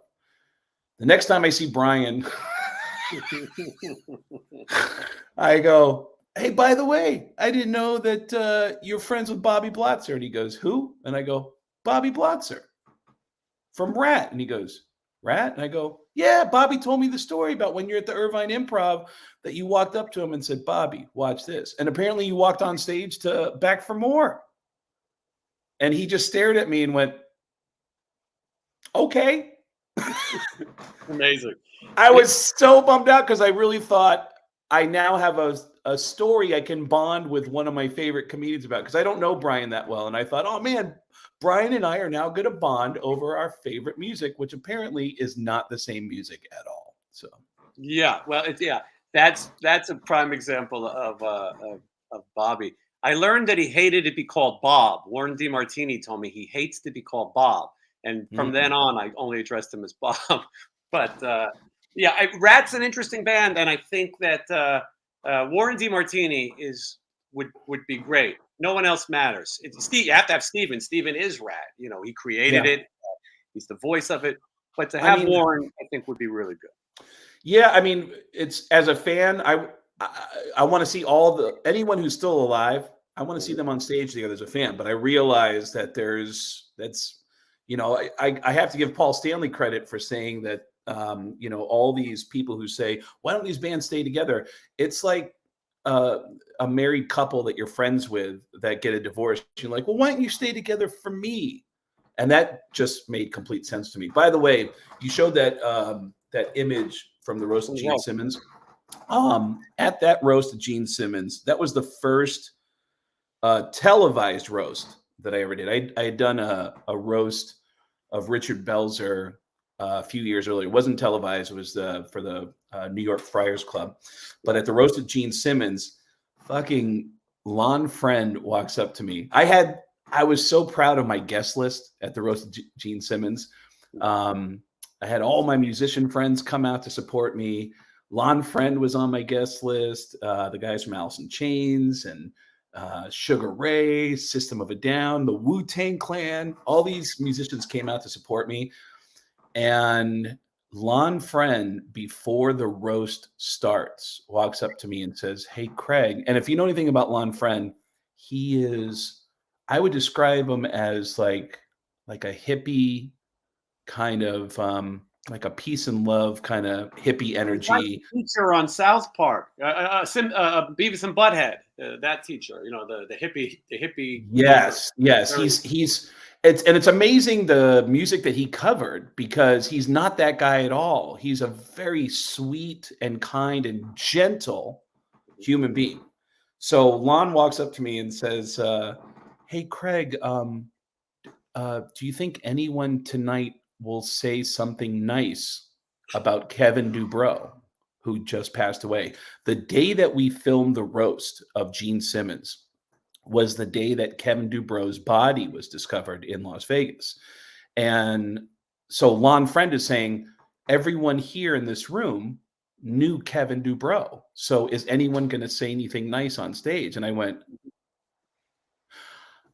I mean, it's a roast. So I don't think this is the kind of place where you say nice things. And sure enough, I don't even know if this made the final cut. The first line of the roast was Jeff Ross saying, "Welcome to the roast of Gene Simmons. Kevin Dubrow wanted to be here, but he took the easy way out." And I could see Lon Friend in the third row going, "What the fuck?" Like, he was horrified. And I felt terrible because I love Lon. I felt terrible, but this is exactly what's supposed to be said right now, is the most shitty. Like, you have to go below the belt. You have to take an opportunity and go for it. So yeah, that roast was a lot of fun, and a lot of friends were there. Yeah, and well, you were the perfect person to roast Gene. You're probably the only person there who actually was a Kiss fan, you know, or a very knowledgeable Kiss fan, and had a very famous impression. Yeah, Jim Norton was a huge Kiss fan. I know that Steve-O was a fan. Steve-O was definitely a fan. And Dice showed up in the middle of it. Dice did not want us to know that he was going to be there. We were only told that there was a mystery guest halfway through the roast. And Jeff Ross didn't even know. And when Jeff looked, he said, "Okay, we have a mystery guest coming out now." And then he sees Dice walking to the crowd. Jeff was the only one who fired off a joke. He said, "Oh my God, ladies and gentlemen, please welcome from 1986, Andrew Dice Clay." And then Andrew walked out and knocked Was he it out funny? of the park. What's that? Was Dice funny? Dice was hilarious, yeah. But he can be hit or miss. I love Dice. Yeah. What we were all frustrated about is that we all went, "What the like?" We didn't have. So Dice clearly had this edge where he knew You didn't have jokes about him. Yeah. So he had a few weeks to write jokes about all of us, and we're all just now finding out that he's here. So I think I had already performed, so I didn't even have a chance to do a joke about Dice. By the way, a couple weeks ago, I'm performing at. I'm in New York once a month doing sets around the city, and I had an hour and a half in between my sets, and I just took a walk. I'm on the Upper East Side of Manhattan, and I'm just getting my steps in. I see Dice standing in front of an apartment building, and I go, "Dice?" And he won't even respond, which makes me realize, oh yeah, that's Dice. And I go, "Dice, it's Craig Gass." And Dice went, "Hey, how you doing?" And I was like, "Hey, man." And I just said a few words about a mutual friend of ours that had just passed away in Las Vegas, a guy named Carl LeBeau, who's one of the funniest comedians on planet Earth. And Carl was Sam Kinnison's best friend. And so we're talking for like 15, 20 minutes about how wonderful Carl was. And then Dice goes, "Listen, I'm sorry to be short, but I got to go upstairs." Like, "Oh, that's all right. I'm just catching up on my steps. I gotta head back to the comedy club." And he goes, "Oh, Jesus, you're another one of these guys with the fucking steps." And he just walked away from me, completely judgmental. It was such a perfect Dice interaction. He just shit all over me and just walked away from me. I loved it.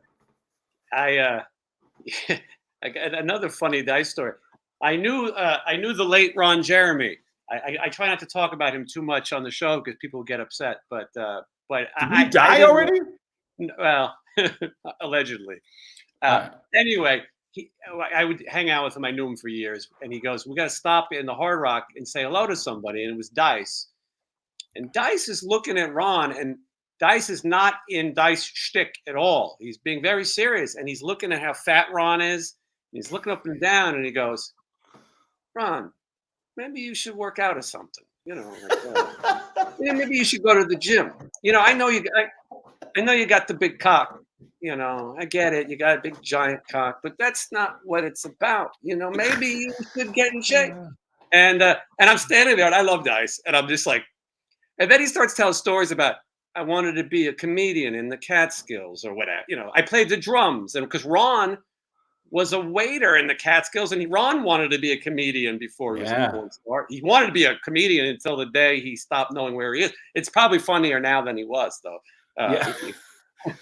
Yeah, Ron loved going to comedy shows. You always see him at shows. And I actually, when I was 16, 17 years old, I was dating a stripper who lived in New York.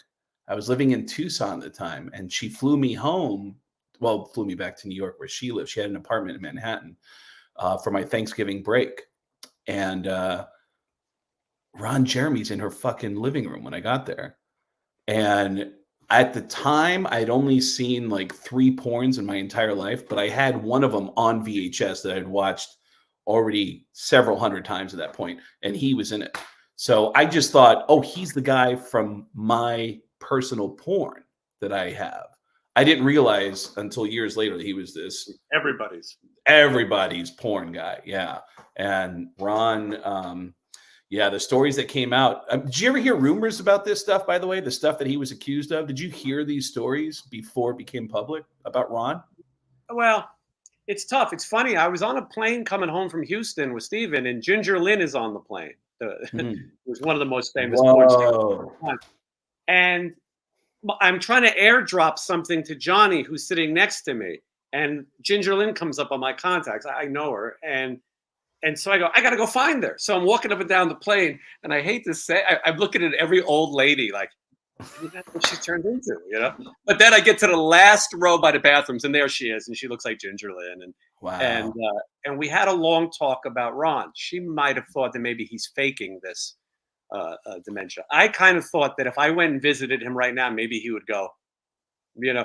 But if you've seen his acting, I don't think it's that good. And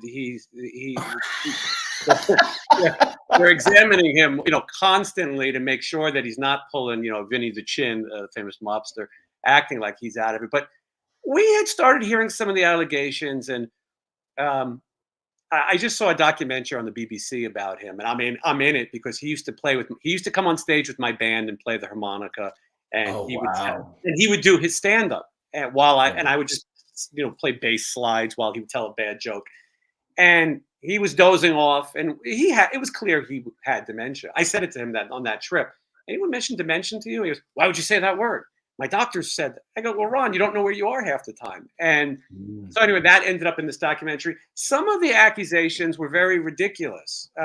Some of them were like, oh, I was at this porn convention, and he, you know, and when he signed my boob, he got fresh. And it's like, I don't know. Right. You know, it seems like, and I don't want to make light of anyone who's a victim, and unfortunately we'll never hear the exact cases. There was one story that I'll try to tell clean because I don't want it to hurt my monetization. But one of these alleged victims said they were doing a photo shoot in the afternoon, and Ron asked her to come into the bathroom and fluff for him. And she then claims that he proceeded to sodomize her. I'll go with that. I think that's okay. I think. It's clinical. It's clinical. Yeah. And she said, and that son of a bitch did it again when I came to his house that night at 8 p.m. And I thought to myself, sodomize me once. Shame on me. Let me twice. Shame on me, you know. And I just, some of those stories, you know. And how were you going to present that in the trial? So I don't know, but you know, Ginger was very understanding, and she said to me that most men had very good experiences knowing Ron, and that he was a good friend, and he was. You know, one of my friends was best friends with him, and he always was up to, you know, have a good time, go somewhere. He took me to see Rick James at the Universal Amphitheater. We were talking about it earlier. I mean, wow. And it was Rick James's last concert. Rick James died a couple days later. So to hang out with Ron Jeremy and Rick James, and it was, you know, it sounds like a bit. It sounds like a Chappelle bit. Yeah, Ron was, he was always around. And I remember now that he was at one of the worst gigs I ever did. And I took the gig because it was bad. I was told that it was going to be a terrible show. My buddy Josh Wolf called me up and said, "Are you available next Thursday to do a show?" And I said, "Yeah, what's going on?" And he said, "There's a show at the Playboy Mansion, and I'm just giving you a heads up. It's a charity event. Everybody bombs at this charity event. Sarah Silverman did it. She bombed. Dice did it. They didn't like Dice. They just don't pay attention. It's not that they don't like your comedy. They don't pay attention because in the organizer's own words, he said, as soon as the comedy show is done, I have, and I'm quoting this guy, I have 300 women that have been bought and paid for that pull up to the property. And that's all the guys. They've paid tons of money to do this charity event, and they just load the property with prostitutes. So sure enough, I go out on stage. Nobody gives a shit. I'm doing it for the story. And I bomb, and then at some point, one of the rich guys in the audience grabs the microphone and hijacks the show and tells me to get off stage because, and if you're worried about monetization, I guess I won't say the word he actually yelled out, but he said, "Who cares about this? We all want some." And he talked about a kitty cat. And so I get off stage, and they wouldn't even seat me in the general seating. They had a table outside the tent for me. And when I walked out to the table, Ron Jeremy was sitting there and he goes, "They have free food. They have free food. Did you see the food? It's all free food." And he had 2 plates of food. And that is so Ron Jeremy. Yeah. I felt like, and you probably have thought this, and my friend pointed out who knew him, Ron and Gene Simmons have a lot in common. Sure. Besides being Jewish Americans, they both have a great sense of humor. They have a very great sense of humor. They have a taste for women and bagels, Yes. and they're very and Gene Simmons is known to be cheap. I mean, he's known to fly on Southwest, and he's known to have a free meal. Dude, one of my favorite stories I've ever heard was Sebastian. This is how I got good. Thank you, Craig. I got to say, I didn't make any notes for this. I know your work. I was prepared, but I said, you got to get him to tell the Sebastian story with the wallet. And thank you, you remembered. So go ahead, Greg. Sebastian tells me the first time I met Sebastian, I go, "Hey, Sebastian, my name's Craig Gass. I'm a stand-up comedian. I just wanted to say hi." And he goes, "Dude, I know who the fuck you are." And I go, "Get out of here." And then I realized, well, of course, Sebastian's a huge Kiss fan and he's a huge Howard Stern fan. So when I started to hit on Howard, everything I was doing was right in his wheelhouse. And the first night I ever met him, God, he's told me so many funny stories over the years. But that first night, I asked him if Gene had ever been cheap to him. And he said, "Dude, I went to that guy's fucking house, and that guy has a fucking Kiss museum," which is true. He had a whole room dedicated in his mansion to Kiss products. Every Kiss product, literally, that ever existed from the 70s until the caskets and everything in between is all in this massive warehouse-sized room. And Sebastian said when he walked in, "Dude, there was like a bag with like 100 Kiss cell phone covers." And I said, "Dude, what the fuck is that?" And Gene goes, "That's our new promotion for Kissmas. It's our new Kiss cell phone covers. Can I have one of those?" "I wish I could, but if you go to kissonline.com, you can buy as many." And he wouldn't give him one piece of plastic to take home with him, which I fucking love. By the way, one of my favorites. I have to point out when we talk about Gene and Ron being similar, Gene has a son named Nick, who's a handsome kid. I mean, he's got to be like 6'5", handsome. He goes to the Comedy Store, and he definitely has that genetic thing where he's always with beautiful women. And I remember him coming to the Comedy Store once, and he's with a girl. She's stunning, this girl. And she's got to be, there's no way she's older than 21. And Nick sees me and he goes, "Oh my God, Craig, hey, okay, so Craig does an impression of my dad, and he does like voices on like Family Guy. And Craig, do Christopher Walken for her right now." And I just went, "Hold on." And I looked at the girl and I said, "Do you know who Christopher Walken is?" And she went, no. And I was like, all right. And Nick goes, no, she'll get it. No, you'll get it. As soon as you hear it, you're going to get, just do it. Just do it. So this fucking millennial, I'm looking at her and I go, listen, I don't know if you know who this is, but what I try to do is I try to sound as weird as possible. And every once in a while, I say the word cowbell, pow. And this girl looked at me and went, good for you. And I went, Nick, you fucking asshole, don't ever do that to me again. Like, you just made me look like such an old piece of shit in front of this 21-year-old girl. Like, yeah, that really bummed me out. There's nothing worse than trying to be funny with someone who has absolutely no interest in what you're saying. Fucking clue what you're talking about. Yeah, that is the absolute worst. And that's actually reminding me of something that I want to say, but I'll have to say to you privately, because you and I have had similar experiences with somebody, and I don't want to say it. But Craig, there is so much stuff. When I thought about having you on, I go, boy, we're going to have another show just of you and I talking. We'll have to get together, because there are so many people that we mutually know that I want to tell you stories about and hear your stories about, and I just can't do those on here. One of the things that Howard Stern said, and I think it makes him such a great interviewer, is he said, people start talking to me and they think they're talking to their friend Howard. And it feels so real that they then say things they wouldn't normally say. That happens on this show where people go, oh my God, my band is going to kill me. I shouldn't have said that. And sometimes you got to edit.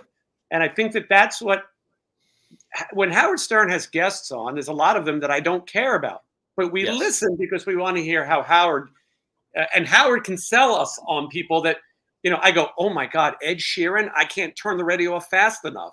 And then somehow Howard makes this guy who I have no interest in interesting to me. So, haven't you had moments, because I feel like I've seen interviews that you've done where I went, get the fuck out of here in the middle of the interview? Haven't you had, because there's one guy that comes to mind right now, someone that you've interviewed that starts putting their foot in their mouth and they should not be saying this out loud. And you're like, this is amazing. Yes. Okay. There's a couple of those. And then there's a couple where I feel bad for the person because I don't want them to alienate themselves. Right. Would any of them be in a band that rhymes with the word autograph? Yeah, well, autograph was gold. I got a message from somebody who said, Steve Lynch is suing all the guys at Autograph today. And I already was sitting on the interview. I didn't think it was going to be that interesting. I go, well, I guess I got to crank out that interview. Now it's going to be subpoenaed. And that interview, I'm sorry to interrupt you, but that interview, there were moments where the guy who is not a founding member says, yeah, I know that legally. Right. This is, and he just says, and he just starts telling about his feelings. It was one of the most surreal things I've ever seen. He goes, yeah, I mean, legally, yeah, you could say this and that, but you know what? People love it. And it's like, how are you making that compromise in your head that you're looking past? Pretty much say, I'm not authorized to talk about this. Yeah. That was amazing. And that whole time I just was thinking, like, you must be sitting there going, this is incredible. I love this. And again, it's one of those things where, they had they had a huge song. I saw them live a couple times. I think the backstory behind Autograph is really fascinating. If it's true, there's an urban legend. Steve Lynch tells the story on this show about David Lee Roth jogging with the drummer, and they needed somebody. And Eddie Van Halen said, we needed a T-shirt band. And he said, what the hell is a T-shirt band? And he said, they're the band that plays while people come and buy our T-shirts. And, and then they told him he couldn't finger tap. I mean, and because that's Eddie's thing. So, I mean, anyway, if all this stuff is true, Autograph had an amazing history. Like you said, though, it's pretty much the one song. I like the other songs. But to think that there's a band out there right now with no members of Autograph who insist that they've done it longer now and that their fans now are fans of theirs. I was against it. I've thought about having that singer on. He's a nice guy. They opened for Steven a couple of times. And the guy, he pitched Johnny. Johnny's much nicer than me. Even though he seems cranky on the show. He'll listen to people. Yeah, I just walk away. but he told his side of the story, and it might make for good. Craig, you know, when I hear somebody say something, blabbermouth just comes to mind. Like, is this going to be the headline? One time, Jeff Pilson was on, and they ran a headline. Jeff Pilson says yoga is very healthy. I was like, that's what they got. But yeah, and there's been a few times where people called me right afterwards and said, I shouldn't have said that. The guy from Leatherwolf was one. I cut 50 things that he said about his former bandmates that some might have been slanderous and just some, and they were just crazy. And so that's the hard thing about taping these. And then there's people who want to get into politics and things that no matter how they feel, you're going to cut your audience in half. Vaccinations was a little bit crazy for a minute with certain people.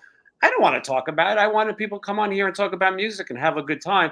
And I don't want someone to go, you know, that guy's an idiot. Why split your audience? We're already fighting for an audience. For some Which is why it surprised me when someone like Bobby Blotzer would come out and make political statements because he's dumb. He's dumb. Right.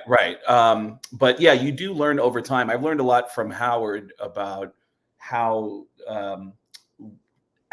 to express a thought on the air, which is crazy because I remember Gary come to me about, I can't remember what the statement was, but Gary's the producer, and he said, "Hey, listen, you know, when you come on, you can't say those words. You can't just come out and just fucking say, oh, man, you gotta say it like this." And I tell him, I've done that on a dozen radio shows around the country that are like in small markets and never got in trouble. And he said, well, those dozen radio shows aren't the Howard Stern show. And they you know, people suddenly they feel like they need money when they hear it on the Howard Stern show, which is really interesting that you learn that if someone makes a statement, like someone from Leatherwolf makes a statement about somebody that you think might be slanderous, how to respond to that in a way that absolves yourself from, like, hey, this is what you're saying. I don't know anything about this.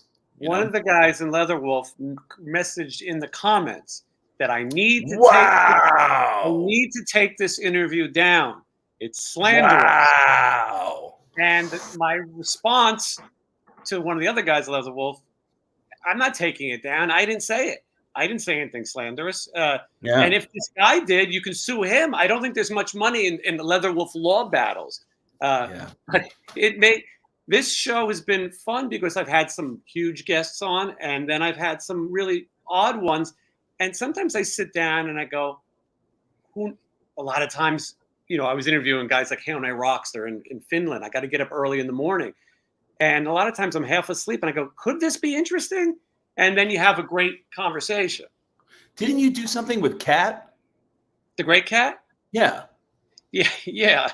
So okay, go ahead. I got a story about her, but she, you know, she's a character. And I asked her if she'd do an interview, and she said she would only do it if I would send her 4 questions, and then she would record her 4 responses. So I said, okay, let me see if I could just edit it together and make it look like an interview. But then she sent me things of her in her swimming pool and jumping all over the house and this crazy edited thing. And none of the things made sense. To me, it was Andy Kaufman gold. I loved it. Yeah. People got so mad. How dare you waste our time? This name of the show. I brought her up to George Lynch, and people got mad. George Lynch should never have to hear about George Lynch is one of the funniest people. Yeah, deadpan. He's Stephen Wright. Anyway, so that was it's got like 10,000 views. It did good, and she sold a lot of whatever she had to sell. Anyway, I'm fascinated to hear your story. Richard Christie, who works on the show, on the Howard Stern show, years and years ago, did a series of prank calls with the Great Kat, where she lost her shit. And with any prank call, they go through this thing of like, you get the prank call, then you have to call the person back, and which sometimes if you really infuriate them, give it like a week or 2 and go, hey, last week I pretended to be a pizza delivery guy, and you know, I actually work on a radio show, and it was just for fun. Do I have your permission to? And then you get them on tape saying, yes, you have my permission. And Richard has been trying for years to get back into the Great Cat's good graces, to just get her to sign off on letting the audio come out, and she wouldn't do it. So Richard sent it out to all of us as a Christmas gift one year. He sent us all the audio of him pissing off the Great Cat in a series of prank calls that I found fascinating. What's that? Yeah, to me, that's incredible. Like, to me, because I was thinking, I never heard that on the show. Now I know why. I'm trying to talk her into coming on and doing a real interview, like without any bullshit. Talk about how she came up with the character. She's so controversial that some people say she doesn't even really play. That's even an act. I mean, I'd love to have her on. It is fascinating, the backstory that she's this musical genius who like went to like Juilliard or something, and but I will circle back into saying that if you ever do an episode called the Bobby Blotzer Stories, that will launch this entire channel into the stratosphere, because the stories I've heard about Bobby are fascinating, absolutely fascinating. Yeah, and most of them seem unbelievable. From the idea that he had to have a live show introduce the concert, where he was going to have a couch and a radio. He was going to travel with this bedroom set, and he hears on the news that Rat is breaking up, and he's so upset he has to get up and save Rat. And then he said, it's too expensive to do it live, but we'll do it in a video. I have the script. I'll send it to you. He says, and then I strike a Christ-like pose while it snows. And he goes, it's going to snow mashed potato flakes. That's how they do it in Hollywood. And he would be on the phone with me morning to night with these harebrained ideas. Every now and then, Stephen and I will be sitting somewhere, and I go, let me tell you a Blotzer story. And he even looks at me like, this can't be real, you know. Jason, I got to be honest. The story, the stage you just set with that story, as ridiculous as it is, I would absolutely pay top dollar to see Bobby Blotzer covered in mashed potatoes, walking on stage and saving Rat. I'm going to send you the script. Yeah, I was supposed to mop like Carol Burnett, like I was a cat, because he goes, "You're going to be a character. Everyone's going to be a character," you know. And it's like, it was. I go, "What are we going to do? Take a truck and carry this living room set?" Yes, it's going to be. You know, it's this crazy thing to be a kid. You know, just being such a fan, reading the liner notes, and just being obsessed with this music, and then finding yourself as an adult hanging out with these people. You know, like, you know, everyone who I do an impression of has tried to meet me. You know, and it's always led to like awkward exchanges, or sometimes fun exchanges. But it is kind of surreal. Like that night that I saw Steven and Monaco and all those guys in the lobby of my hotel. It was like, you're kidding. Of all the places in St. Louis they could have stayed at, they're at my hotel. And Johnny actually sent me some funny videos. Johnny's got a real stand-up comedian sensibility. He sent me some videos of some like Instagram videos and stuff that he did that I was like, wow, like he really put himself out there comedically, that you don't see in a musician. You don't see musicians willing to be that silly. He would love to quit music and just do that. He has we both have an admiration for Vincent Gallo. I worked with Vincent Gallo on a project, which is another story for another time. It's insane. But and then Mark Maron, Woody Allen. Johnny's got everything but being Jewish going for him when it comes to that. But he definitely has a funny sense. And when he joined the band, it was nice to have somebody who could laugh at it, because touring with any group is a circus. Everyone's spinning plates around. And so to have someone else to go, that's ridiculous, right? Because when you're by yourself, I go, I think this is ridiculous. And he's like, oh, it's ridiculous. And then the next thing you know, we film ourselves in lobbies. I got to have you come back next time when he's here. You know, and he wanted to be here. He's playing a show tonight. But yeah, I would love to. I love that guy. I'd love to have you stop by more often, Craig. I know you're busy, you're touring, but we even hardly scratched into some of the. There's so much more that we haven't got into. There's certain guys who can come on and you can talk about bands. and get deep with some of the funny stuff. I mean, we're talking about a Gene Simmons impression. That's massive. Maybe the Danish drum impression is not as massive, but to talk about autograph, now we're really getting, I thought I saw you the night that I opened for Slaughter in Vegas. I thought I saw you. I was there. You were there when I went out on stage, and I said, ladies and gentlemen, my name is Craig Gass. I'm a comedian friend of Slaughter, and the place cheered. And I said, I'm here because I've been a fan my whole life of Slaughter. And I said, I saw them open for Kiss at the MGM Grand Garden Arena. Then I saw them at Thomas and Mack. But tonight, finally, we're performing across the street from a Chipotle.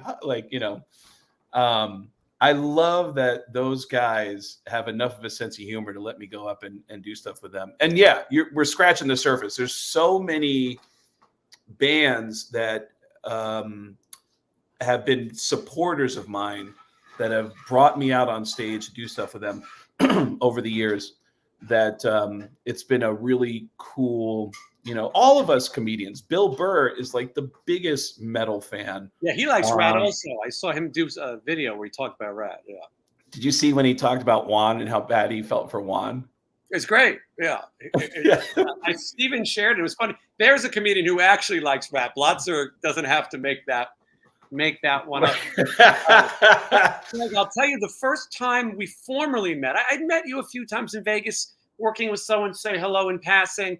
But we were backstage. This is a name drop. We were backstage at Guns N' Roses at Dodger Stadium. And, shit. Yeah. Vincent Gallo was there actually too. And Jeff Pilson was meditating. Jeff Pilson was giving his wife a foot massage on a couch. And Vincent Gallo was standing at the end of the couch like a cuck, staring and like licking his lips, watching this foot massage. It was the oddest thing ever. Anyway, but you came over to me and you thought I was Brent Fitz. And that has led to a history of people thinking I look like Brent Fitz. I'm in the airport in Burbank going to Vegas, and I see the guys from Foreigner, not the real guys from Foreigner, the other guys from Foreigner. Right. And I'm friends with the drummer, Chris Frazier. He wasn't there. But I see them looking at me and kind of pointing, and they wait. So I go, oh, they must watch the show. I'll go over. And then they thought I was Brent Fitz. And they were like, And so I was like, these guys were kind of pricks. So then I went on the show that night and I made fun of them, which is usually how I do things. But further back, I would get Todd Kearns occasionally, who's much more handsome. I didn't mind that one as much. But yeah, Brent Fitz, especially when I put my glasses on. Both of them great Canadians and great human beings. I love Brent and I love Todd. All those Vegas guys. Yeah, Brent is the reason why I know all those Vegas people. Like Brent's the reason I ended up moving to Vegas. I'm not in Vegas now. I won't be in Vegas for a couple months, but I live in Vegas now. And Fitz is the reason why I know everybody out there. But yeah, that's what you're looking for trouble if you're like, oh, these guys probably know me from. I remember doing that Alice in Chains tour. Our first night of the Alice in Chains tour was going to be in Milwaukee at this really creepy place called The Rave in downtown Milwaukee. It's in the neighborhood where Jeffrey Dahmer used to live. And I got in the night before and I called the local comedy club because I wanted to warm up the material that I was going to do specifically for the Alice in Chains tour. So I wanted to like say it out loud. So I called a comedy club in Milwaukee and I said, hey, my name's Craig Gass. I work on whatever. And I'd like to come in and do a set tonight. I'm opening for Alice in Chains, and is it okay if I come down and do a guest set? And the guy covered the phone, and he said, anybody know who the fuck Craig Gass is? And I heard a guy in the background go, fuck yeah, I love that guy. And he goes, yeah, we'll give you 10 minutes. And I was like, all right, cool. So I go to the club, found out the one guy who knew who I was the MC for the night. And that guy is the biggest Howard Stern fan on the planet. So he's nervous when he meets me. He's like, man, I've been listening to you for years. And then he goes up on stage and does his whole like 10 minutes set to warm up the audience. And then he says, all right, ladies and gentlemen, are you ready to start this show? The place starts, everybody starts applauding. And he goes, well, folks, I'm about to drop a bomb on you because It turns out that somebody famous just happened to be in town and wanted to stop in to say hello. I'm sure you've all heard of a little TV show called King of Queens. I did one episode of that fucking show. One episode. But now the whole room is going, oh, Kevin James. Kevin James. Oh, Kevin James. And he goes, ladies and gentlemen, please welcome Craig Gass. And as I'm jogging to the stage, the whole room together goes, who?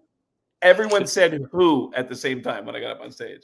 Yeah. So yeah, those are those moments that happen where you try to, and I see it all the time. People try to, I call it the formerly ofs. Half these bands out there have members. Well, he was the guy who was not really the guy, but he was the guy for the minute in between the guy who he wasn't the guy either. The real guy's dead, you know. And then they introduce them and they go, Bobby Blotzer's Rat. People would say to me, hey, can you get Stephen Pearcy to sign this? I'm like, no, he doesn't live in this.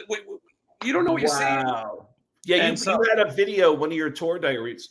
I think someone calls Monaco Steven, right? Or like someone mistakes Monaco for, or no, somebody mistook Monaco for being in another band.